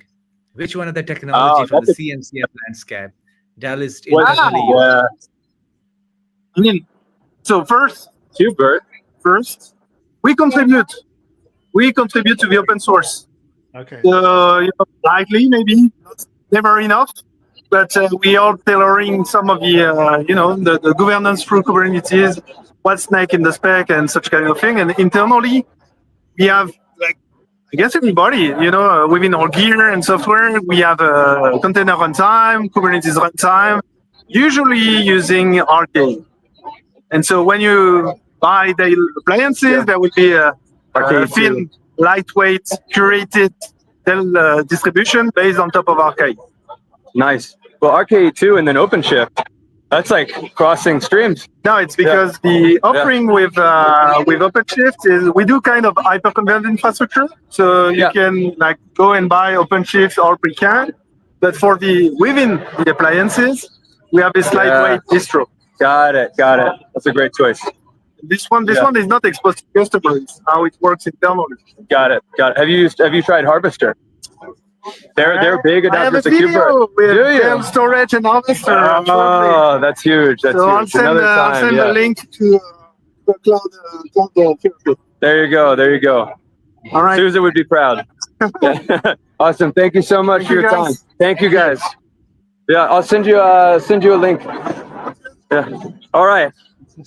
We're moving. They have a good. I think because Nice. the They were happy. I think the SUSE booth is near you. I think. Or is Yes, it is. Let's go see. Let's see. Yes, I see some. Oh, I see some heavy hitters though over at the SUSE booth. Awesome. Can you actually explain once again, recap from the Dell person is saying which technology stack they're using internally from the CNCF? Yes. So they're contributors to SIG storage and other SIGs. So they're active in those groups. He also mentioned RKE2, which is I don't think is a CNCF project, but it's definitely an open source. It's a Kubernetes distro. I know it's CNCF certified. And he mentioned big time in the storage space. The other one's KubeVirt. So he's doing a lot with KubeVirt, and that's what his talk is on as well. And so we know KubeVirt is making waves right now because of that big Broadcom story, right? We need to transition or find a way to give people traditional virtualization, but in a new environment. So KubeVirt is a great way to do that. It's not a replacement for a big hyperscaler, but it's a good start. Colin, are you seeing a lot of that? Because you're right, that's a really huge area at the moment. Yeah, we are. And it's been interesting too, because we talk about like the storage, the virtualization side and everything else, but there's also pretty advanced GPU management and node selection with the GPUs as well. So as far as that bare metal stack, right, I've got all these existing machines and I need to move things off or into new infrastructure. Well, sorry to interrupt you. Behind you is a Google Cloud booth. Is there someone we can talk to? Yeah, Google let's Cloud? try. Yeah, let's go try. I can Yes, find go ahead. someone, and I'll just side eye the SUSE people and see who I can get from there and get ahead. Let's see. Let's ask. We'll go to the marketing side. I think they appreciated us going to the desk last time and asking. I'm learning the tricks. Oh, Yeah. Learning on the fly. Yeah, hopefully. They're busy right now. Let's see. So they're talking to people. Checking is They have a whole section of activities too on the board over there. Yes. So they're doing a bunch of demos and stuff. Simon, say hi to Same. Simon, Richard. Simon. He's with the Cartographos. So cloud native maturity model. Yeah. Awesome. Do you have another talk or are you done? All right. Good luck, man. Yeah, see you later, bud. Yeah. All right. No, Simon's awesome. That's a lot of the work on the cloud native maturity model. People don't realize how important that is, especially for having something to convince our bosses to let us do cloud native stuff, right? Yes. Let's see. Absolutely. They are all pretty Busy. They're pretty good. Then we can go to the Red Hat booth. I think that we can go to the Red Hat booth. That is absolutely near to the Google Cloud. Yeah. Yes. I think they're the open source people. Red Hat is mostly at the very good team. So I hope they will join us. Yes. Let's see. Oh, they have a bunch of the red hats. No wonder. It's a great marketing ploy. I don't know. Let's see. I don't know. This is going to be tough. I'll ask. Is there anyone that can willing to talk on a live stream podcast to talk about Red Hat? I know. I figured. So I wasn't sure. That's why I wanted to ask. I didn't want to just drop it on somebody. So it's a cloud native podcast, so we're interested in what CNCF tools, utilities, how you guys contribute. It's just helping spread awareness for kind of to the public for the community contribution. I hope I did a good job of that. They said they have to be media trained. Okay. I am not media trained, so I'm surprised you guys let me do this. Well, you're doing really well, though, Colin. You're learning on the fly. You're learning on the fly. That could be fun. Hey, oh, we got somebody. We got somebody. There you go. This is Cloud Native Podcast. We got the Cloud Therapist, and we've got Sam here. Oh, awesome. So we're live on YouTube. Okay, great. That's big. It's a lot of pressure. But okay. Can you tell us a little bit about you? Yeah, and then we'll go into. We want to ask some questions about Red Hat and learn about how you contribute to the CNCF and how we can find you. Feel for yourself. Yeah. So hey, I'm Grant Shipley. I'm a senior director at Red Hat, and I am responsible for AI stuff that we have going on now. And so I was actually at the first KubeCon ever 10 years ago. There was about 3 people there, and I was one of them. So yeah, I've always been a huge fan of the CNCF. That's awesome. Richard, Sam, any questions? Yeah. Let me start. What is sort of Red Hat doing in the AI space? I've seen demos of sort of Ansible where you kind of had AI as part of the code creation. So you were kind of putting in a prompt and it would generate the code for you. Where else are you kind of seeing AI coming into your solutions? So it's really hard to hear, but I think it's kind of where do we see AI coming into solutions and maybe in the open source world as well, maybe something like that. So one of the things that we announced today, I didn't actually see it, so hopefully we announced it, is the donation of most of our container tools to the CNCF, including Podman and Podman Desktop. Oh, that's huge. Yeah, and so inside of Podman Desktop, we have what's called an AI lab, which is a pure open source way just for people to get started with artificial intelligence. And when I say that, I mean adding it into their own applications where it makes sense. I think right now as an industry, we're struggling because AI is the buzzword and everything has AI attached to it. But finding some true value in it and making it useful for people, we'll figure that out over the next couple years or so. We'll figure out the predominant use cases. We're also doing work on the new DRA stuff, so you can take a GPU if you have it on a node in your cluster, and for lack of a better word, shard that GPU out so it can be at capacity most of the time.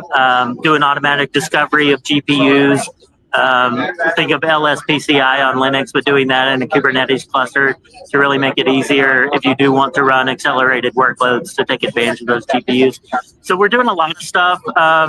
Also with, KubeRay and all that stuff, integrating that into like a AI platform as well. So tons of stuff going on right now. But again, we're trying to find a use case for the great technology, right? And so we'll figure out what those look like in the future. Awesome. Sam, how about you? Just one question from my side. I know the Red Hat is a very much contributed to the CNCF tooling. They have been a major contributor to the Kubernetes and bunch of other projects as well. Is there any new tool we're expecting Red Hat to be donating into the CNCF quite in early roadmaps for the 2025? Not quite sure. Is there anything on the roadmap in 2025 that you're expecting to donate or contribute to? I'm sure there is, but nothing that I can announce or talk about today. But Red Hat very much views the CNCF as one of our main goals is to make the CNCF successful and popular, right? Because once the CNCF is popular and useful and attractive to people, then everyone who belongs to that community from a business side also benefits from that as well. So it's in everyone's. It's what I love about our community. Everyone is, in the same boat, trying to help the CNCF be successful because it comes back to all of us for success as well. Like without the CNCF, none of the vendors that you see here would be successful. And so it all comes back to that. And it's what I love about the Kubernetes community is it is a true community regardless of the vendor and who you are, who you work with. Like we're all in it together and helping each other and donating and working on the open source upstream ecosystem. So it's great. But to answer your question, I'm sure we'll be donating more stuff. I just can't tell you anything right now. So. Awesome. Thank you very much. Thank you very much. All right. I appreciate it. Thank you so much. Seriously. All right, there we go. We're learning. Great that was job. great. Great job. It was really Great nice. job. I know that Red Hat is very cool folks as well. I think they really into the open source space, so they kind of like this kind of stuff. So Red Hat is a very good reputation in the community. and very good open source culture in their in their organization. So that's really Oh, exciting. we got a rival recording situation happening here. That's another recording group. Yeah, competition. We'll have to fight. Hey, do you know these guys? You know these guys. Sam and Richard. Oh, you know these guys. There you go. There you go. It's Robert. There you go. Robert from Robert. Sousa. I don't see anybody. I know most of these guys. I don't see anybody that is going to be able to talk to us. I think I Not only right know Robert because he's actually very Let's get, active Colin, in let's creating get to Aviatrix. I really want to talk to Aviatrix. Let's see if we can find them. Yes, Aviatrix. Yeah. So. Aviatrix. All right. Where's I'm looking for a map. Oh no! How you doing, man? Hey, man. All right. Sorry, people. I'm not popular. You're getting famous as a reporter. That's why, Colin. Yeah. It would be kind of fun. I don't know. I watched like William Rizzo and those guys like walk around and people stop them and take pictures and they're not even recording. Just that's amazing. I think it's great that we can have celebrities and figureheads and stuff like that that are based on like the code they write and the contribution they write. I mean, that's incredible. That's really the way it should be, right? We're the professional athletes. We need people to look up to like that. I certainly do. In the next KubeCon, somebody we have to ask people to send a CFP for the Cloud Native FM field reporter. Yes. And Colin will do the interview. I'm trying to find a map. It's hard to find a map. Isn't that weird? It's like bootstrapping. You got to have a map to get to a map. You need a secret to download a secret. This part's silly. It should be on my phone, but unfortunately, you guys are taking up my phone. But you're a lot better to look at than the map is. Yeah, I don't think there's a map on the website. I've not seen one. So now I'm just sucking up to you guys. No, I think usually like, it's near to you, but I don't know. I think they pick up during the lunch break or something like that. Travel. Yeah. I don't know if there's Let's like see. a map on the. I've got a map next to me now. I'm walking to where I know there was one. Let's see. So the what was the company again? Aviatrix. Aviatrix. AVI. T25. So they're going to be in the smaller booths, or they're supposed to be. So there's a PQRS. Okay, so T is the far row. All right. Let's look at it again. P25. I did not design this naming scheme. I know where to go. All right. I think these are the guys with all the arcade games. Or they're at least next to the arcade zone. They have a really cool curling. Do you know curling? Mm-hmm. It's like you put the pucks on the ice. It's like the Winter Olympics people. It's fun to watch because the people playing always look like they've drank a lot of beer. Yeah. Because that would be fun to play that. They've got. I'll show you. They have some skiing and stuff as well. It's right on the other side of the Aviatrix booth. Okay. If I'm doing the math, yes, I see Aviatrix. All right, so perfect. So here you can see they got like a skiing simulator, and then this is the curling setup. Yeah. Are they doing the sweeping thing they do in front of the? Oh yeah, look, he's got it. Yeah, he's got it there. The guys do the crazy sweep.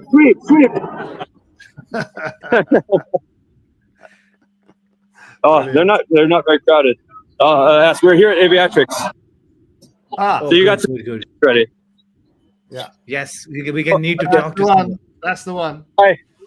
Is it okay if we're doing a live stream podcast? It's Cloud Native FM, Cloud Native Podcast. Wondering if we could ask you guys some questions. One of the guys on here, Cloud Therapist, had some questions for you guys. I don't know. Is that okay? Kind of question. we want to learn how you were involved in the CNCF, how you contribute to projects, what's new with cloud native. It's all technology. That's it. Well, we don't. So it's up to you. I know maybe media approval or I don't think I can speak for the company officially. Yeah, it's okay. That's all right. So sorry, Richard. That's We can't. It's media stuff. What would you have asked? Look, and then I will ask. Do what? Yeah. The media person like tomorrow. Okay. Cool. Yeah, that's okay. I can off camera ask a question really quick though and just relay it as I walk. If that's okay. Yeah, Richard, what was your question? Just so I know, and then I can come back and ask these guys later. Yeah, so I mean, I admire what they do a lot because I think there's not enough of. I admire what you do a lot. Yeah. In networking space, cloud networking space. So I mean, I guess it would have been kind of really just to kind of see what they're up to at the moment, what's the latest stuff that they're working on, and how they're really contributing in the cloud native space. Okay. So that one we might need the media people for that, but I'll get some information later and we'll do that. I appreciate it. Thanks for being a good sport, but I'll definitely come back. We want to follow the rules. Yeah. Thank you very much. So Colin, so he's not going to come to tell me that stuff. So Colin, is a map once again far behind for you because we need to. I think you know folks from Octeto, OKTETO. Yeah. Romero Barracuda. Okay, Romero. All right. Yes, Romero is the CEO of the company. I believe you know them because they're actually involved in the CNCF in some of the stuff. Let's see. We'll find. I'm going back to the map.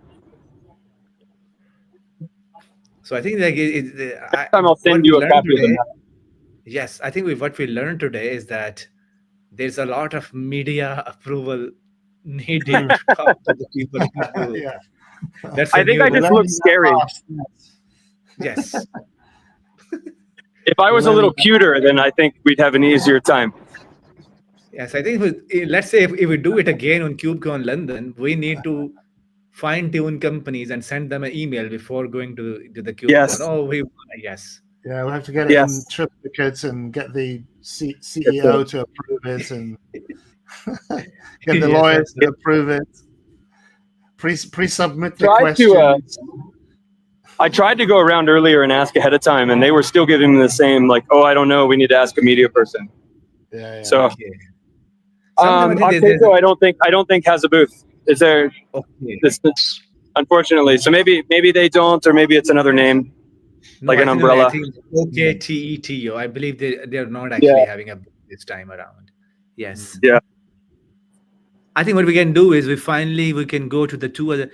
I think NVIDIA. I was just going to say NVIDIA. Yes. NVIDIA might be tough, but we'll try that one. Yeah. I'm of NVIDIA. They're like big money. Let's see. The most valuable company in the world. It's insane. It's insane. They're probably the best well-paid media legal team in the world as well. Yeah. C28. So despite being the most valuable company in the world, they have one of the cheapest booths in the world, it looks like. All right, I'm going to go find them. B28. They just hit 3 trillion. So, yeah. Congratulations to all the engineers that got stock options. They can't make enough AI chips, believe me. They can't make enough. We were talking to Rivian yesterday, and they said they have like 6 or 7 AI, or not AI, but 6 or 7 NVIDIA chips in the cars or in the trucks alone, which is mind blowing. So maybe that's why they're so expensive. Yeah. But they seem like they're really, really, really good quality. I want one. I just can't afford one. Yeah. They're like 10K a piece or something. Yeah. Yeah. Really expensive. And somebody was saying that the old server racks we used to draw like 6 or 7 kilowatts or something, and now apparently one of those chips draws like 10 kilowatts. So really power hungry. One thing I yesterday noticed from the NVIDIA talk is they're mentioning they are using 20 to 22 CNCF technologies in their stack. That's quite surprising. Are you in the booth? NVIDIA? Oh, they're a smaller one. Yeah, they have a there we go. Yeah. Yes, they have a smaller booth. I think they Well, should be I able. will inch in and ask and see. Although I'm terrified. I'm not terrified. I'm terrified. Let's see. I will ask. There's a guy with a cowboy hat there. Talking. Who's that? Talking. And I'm getting ignored. It's okay. we're doing Cloud podcasts on a live stream, and wondering if anyone can talk to us about NVIDIA and the CNCF for a couple of minutes. But don't want to put you on the spot. I know there's like media and Google and all that stuff. Hey, we have but if somebody came up with want to talk about stuff, we'll plug into the media people. There you go. There you go. No, I just want to be respectful and make sure. Yeah. Yeah, so it's not media trained. We don't have anybody media trained, but it's a maybe. But if you like, give us a contact. Yeah, and then we could dig out someone for you. Yeah, awesome. They're gonna do it again tomorrow, and so we can come back when somebody's ready and do all that. That's awesome. You gotta give us a name, give us an email, something. Yeah, same. How can they get in contact with you? This is good for the audience too. Yes, absolutely. So I think you can actually search us on the Twitter as a Cloud Native FM, or in the YouTube as Cloud Native FM, and also they can search as Cloud Therapist on the YouTube. Yeah, Cloud Therapist on YouTube and Cloud Native FM. Cloud Native FM. Yeah, we're doing a crossover. Okay. And I had a better camera, so I'm sorry for the janky setup. It just wasn't working. That's all right. So cool. So I'll come back to these guys and try to get something set up for later. If that's okay. That's cool. Thank you. Yeah, sorry to bug you guys. Yeah, absolutely. Yeah, we love that you guys are here, right? And yeah. Oh, that's perfect. That's perfect. Awesome. Are there any open source projects that you're contributing to or have donated to the CNCF? Or because we can go to the project pavilion and ask somebody there about some things, you know? Yeah. KubeCon, maybe some collaboration there. We have a bunch of plugins. Yeah. Bunch of networking plugins. Bunch of networking plugins. Like SRIO. Yeah, SRIO. I use that. Yeah. Yeah, and we have very smart people in those things. I help people use them, but I'm not at this point already coding it. Well, I write wrapper scripts to then make it easier to use them. Awesome. But yeah, I use it with KubeCon. We have a lot of open source stuff we contribute. I mean, certainly not me. Yeah. But like OFED. So there's Mellanox OFED, but a lot of stuff over time gets pushed upstream to the out of the box OFED. We got piles of tools. So but you gotta talk to the media people. Yep. They'll just answer your questions better. No, it's okay. We're nerds for nerds, so we don't want to talk to the people that aren't working on the projects and in the meet, right? Doing all that stuff. So NVIDIA does encourage people to work on stuff that they're excited about, right? And so there's many people working on different stacks of software. Right. It might be anecdotal, but we're discussing yesterday a little bit about is there a company out there that you would want to work for today? Right? Is kind of like. We used to feel that about a big company with a word, but the most common answer right now is NVIDIA. Yeah, and for good reasons. Yeah. So honestly, NVIDIA wants to do really hard stuff. Yeah. And they go into places where nothing exists, and they'll make a new thing. Sometimes it works, sometimes it doesn't, but they'll try hard stuff. Right. And it's not fun to fail, but it's part of the process. Yeah. One thing that super impressed me about NVIDIA was they'll tell you, we want you to come here and do your life's work. Okay, there's not many companies that say we want you to come here and do your life's work. What is it? Well, something that gets you excited that you think is worthwhile and exactly you want to work on. Exactly. Do something meaningful. Do something meaningful. And I think it boils.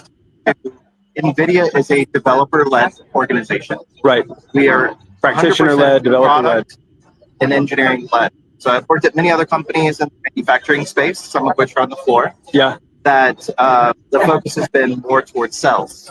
At NVIDIA, it's more towards development, engineering, and engagement. I love that. So when Chris Lamb got up on stage and talked through his keynote, he said, we cover so much, very, very cool. Yeah. That the open ecosystem, whether that be NetEase enablement, drivers, and development, yes, it starts at the hardware, but the good thing that I see NVIDIA going into the trend in space is reaching up through the stack. Yeah. So we definitely see the value in containerizing and supporting with unique recipes that NVIDIA is developing. Right. Which is what we call NIMs. Yeah.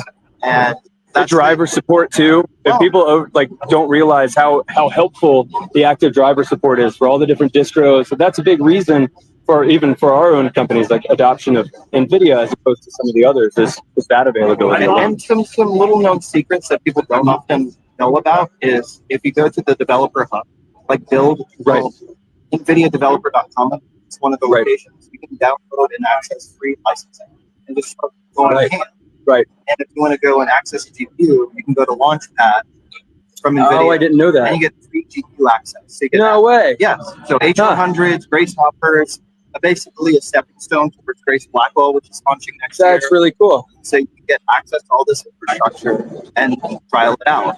That's amazing. And we have a lot of free training, more training than most humans can absorb. Thank you guys for doing that. That's there's awesome. also, you should go to look up NGC because we have published a bunch of containers, a bunch of models, and a bunch of examples. Pull them down into your environment pull them and down and do stuff. Yeah, I love that. No charge. Yeah, we talk about that a lot. You have to. We were talking yesterday about there's the big build versus buy argument, right? Especially in platform engineering today.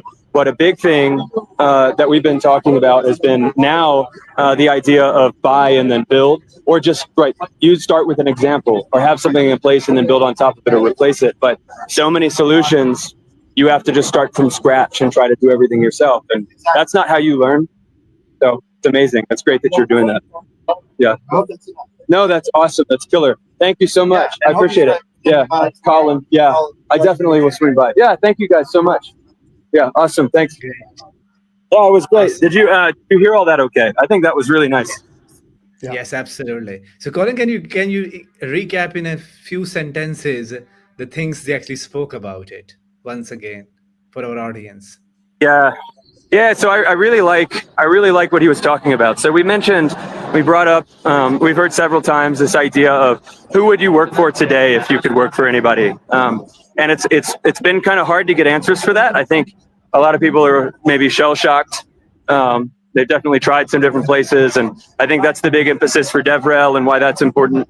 And say what you will about how much that industry or that part has fluctuated, but NVIDIA said that they make a point to be engineer-led, right? They're developer and engineer-led first, and what the engineers do dictates how the business responds. And so they go and they try things and they experiment, and if it fails, it's okay. But they try to do innovative things, and they also try to make a bunch of tools available to folks so that doing the same, experimenting with NVIDIA, is something that's accessible.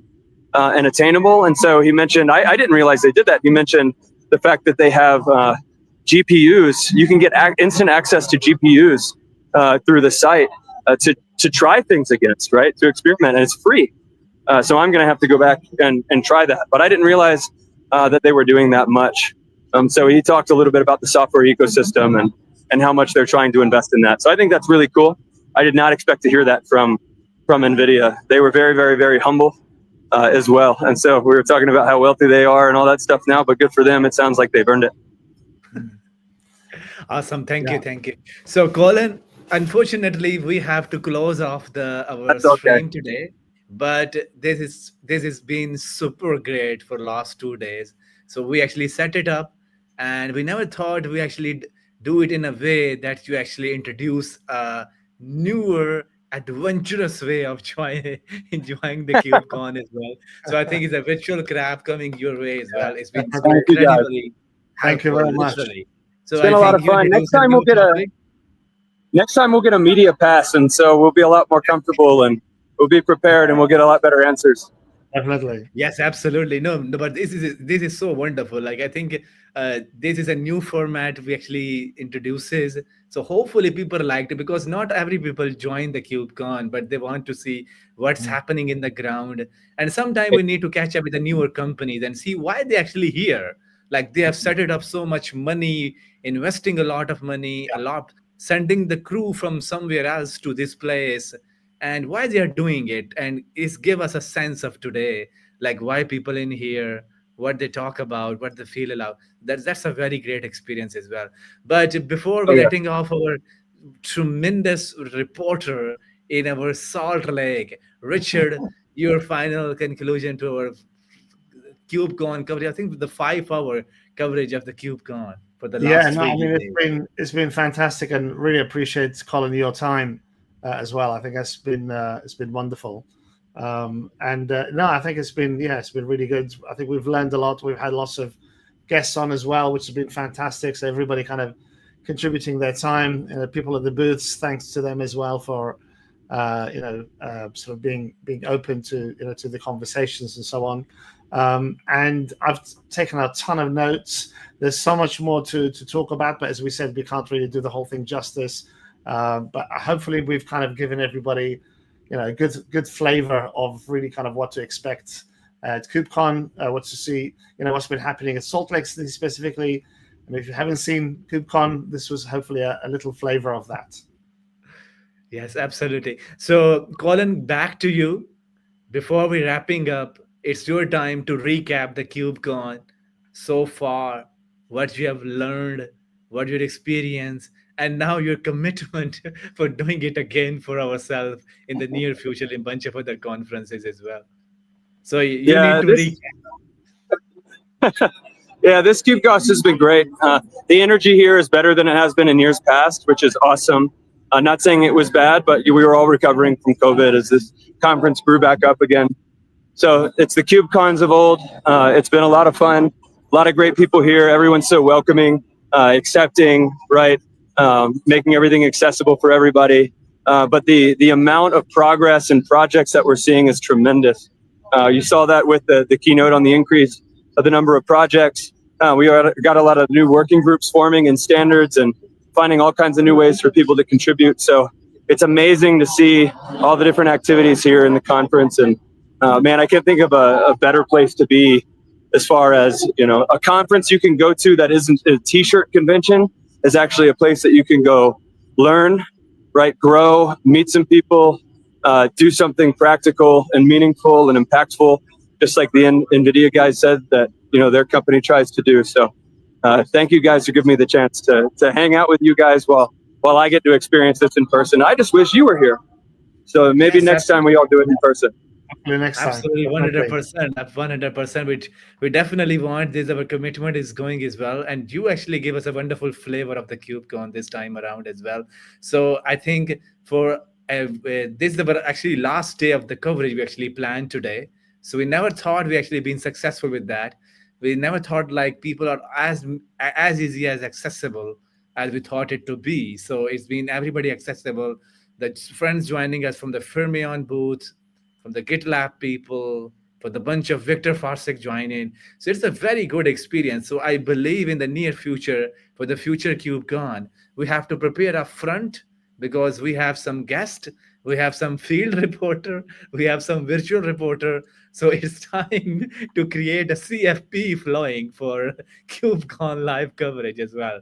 So before I let you off, final, I know you had been doing some incredible work in the CNCF as well.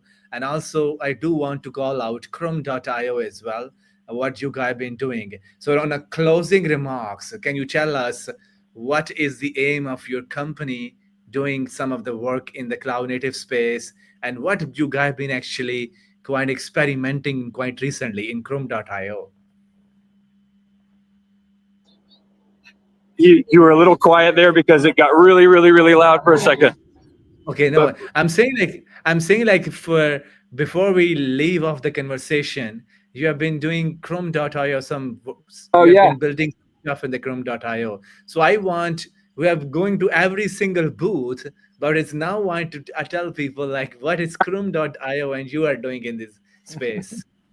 I appreciate it. And thank you for the opportunity. I hope I don't get in trouble for shilling for myself a little bit. But yeah, Crom is a company I started about 8 years ago, really out of the need to, like we were talking about before, I couldn't figure out where I wanted to go work. So the big challenge was, can I create the type of environment or the type of company that I would want to work at? And that's just like the NVIDIA guys said, you get a little teary-eyed, right? I want to work at a practitioner-led organization. I want to work at a company where the engineers lead the way and the great work leads to success and leads to income and everything else. We can feed our families and everything there. But good engineering should lead to more engineering and more opportunities to grow and more engineering. And so we've grown a lot over the past few years. We're at about 20 people now, and we're continuing to grow. Our company specializes in the platform engineering and software development space. We're trying to see, all of these companies in the room, who do they go to when they need engineering support and help? Who do they ask for help?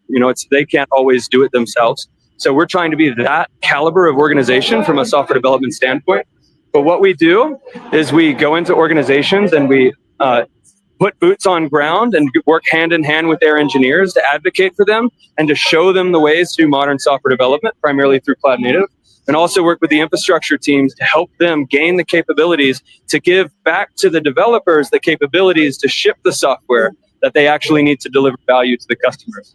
So we're trying to be a new type of system integrator or a company that's practitioner-led that can actually get in the trenches with folks and give the technical employees at those organizations the tools and the advocacy and the support that they need. And we think a lot of companies are waking up to that. And so we think we're in a really unique space. But being here at KubeCon and contributing and getting involved in the projects is absolutely important for all of our people. And it's the best way for us to grow. So I hope you get to see a lot more of us in the future, and hopefully our own large booth like the ones that we see in this section. But thank you guys so much for the opportunity. No, great. It's been super great. Hope we can see a Chrome booth in the at least KubeCon London, and that's where we cover you from the live booth and keep telling us about as well. Yeah, I look forward to that. Richard, over to you now. I was just saying, yes, thank you, Colin. I think that's the only thing I can really say. It's been really a pleasure to get to know you over the last couple of days. It's been fantastic to see you and, just kind of your enthusiasm for, everything that's happening in this space. I can feel that and appreciate your passion, because I feel the same as well on anything that we have conversations about, anything that we talk about, customer related projects, open source, AI, everything else. And I think if we're not really sort of invested that much, we might as well just go and do another 9-to-5 job somewhere else. So yes, I'm definitely, I definitely appreciate that about you. And I look forward to meeting you in person, and we'll certainly do a lot more stuff on YouTube as well with you. Absolutely, 100%. Thank you very much, Colin. And hopefully we'll be giving you, and we will be definitely meeting you again as well. Thank you very much, Colin. All the best and safe travels home. Delighted to have you. Have a wonderful day. Bye-bye. Thank you, guys. I'll sign off. Take it out of here. All right, see y'all. Safe travels. Bye. Whoa. Thanks, Richard. I think this is going to be the great one. We try to wrap up for the last 3 days. I hope we did some wonderful job and some wonderful hosting or something like that. We need to hear what the people will feel about it. Are they enjoying this experience of seeing what's happening in the ground, talking to the people live, talking to companies like NVIDIA and all the Red Hat and bunch of other, and being able to understand like what this ecosystem is heading towards too, because a lot of the skepticism around in the engineering realm, AI is taking my job, platform engineering is taking my job, Kubernetes is so complex, do I go for the certification, which product I need to contribute into it as well. So these are the user question everybody want to find an answer, and I hope this conversation with live folks give them some insight as well. But Richard, back to you now. Yeah, no, I mean, I agree with everything that you said. And, for me, it's always, trying to really sort of understand what the aim of some of these sort of engagements and projects and so on. And I think that's always comes back to, how can we articulate this to customers? What does it look like in terms of a product or a solution, and what value it's really going to bring to an enterprise as well. So if somebody either gets engaged in the development, being part of the community, or contributing to the CNCF, what does that kind of offer? And then if they're just standard organizations, companies that want to make use of these tools, whether it's the open source version or an enterprise version, or subscription based version or something. What is the value of doing these things? So all the big hitters are there. So Kubernetes and Docker and what have you. So these are all the kind of the major ones.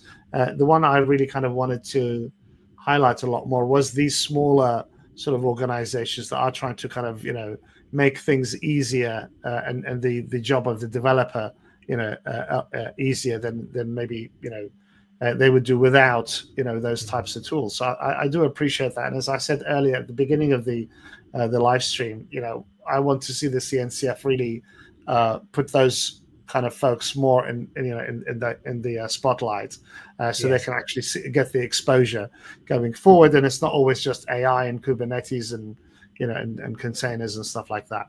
The other one obviously is very exciting is around WASM. So I wait and anticipate what that's going to be like in 2025. We've kind of seen a glimpse maybe of some of the projects and how they're going to kind of shape up in the next sort of 12 months or 18 months. And I definitely want us to get to that unit of computing. Some people agreed on that point. Like I said, the talk that I've done on my channel, which will be coming out hopefully soon. Again, we kind of went through that sort of conversation around and that topic around sort of achieving that smaller units of computing. And I really do hope that we can actually do that, because that will help in a lot of areas. In terms of resource optimization, and when you've got things like AI sort of putting a lot of demand in terms of the compute resources that are required, but then struggling because we just don't have enough power. The power grids cannot cope with that, and the hyperscalers are looking at small modular reactors, nuclear reactors, to actually drive their hyperscale data centers that will be specific for AI workloads. So when you've got that sort of pressure, I want to see the industry sort of supporting and endorsing these other types of solutions like WASM and WebAssembly and so on, because those will help us to make better use of the resources that we already have. Yes, absolutely.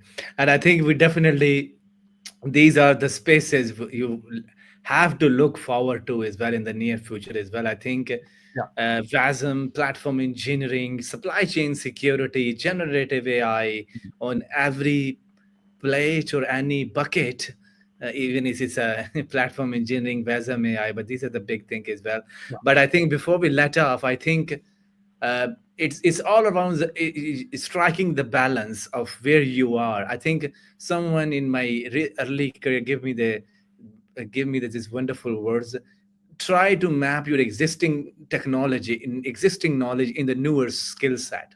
Even though container or WASM are completely different technologies, but there is still a knowledge you can use that from the container and bring that into the WASM as well. Definitely. I mean, it's definitely cumulative, right? I mean, we're bringing a lot of the knowledge, and just like when we sort of moved from sort of physical service to virtual service, virtual machines, a lot of that sort of understanding came along. Sure, we had to adapt to new tools and new platforms and so on, but a lot of that skill kind of we were able to map onto kind of the new paradigm.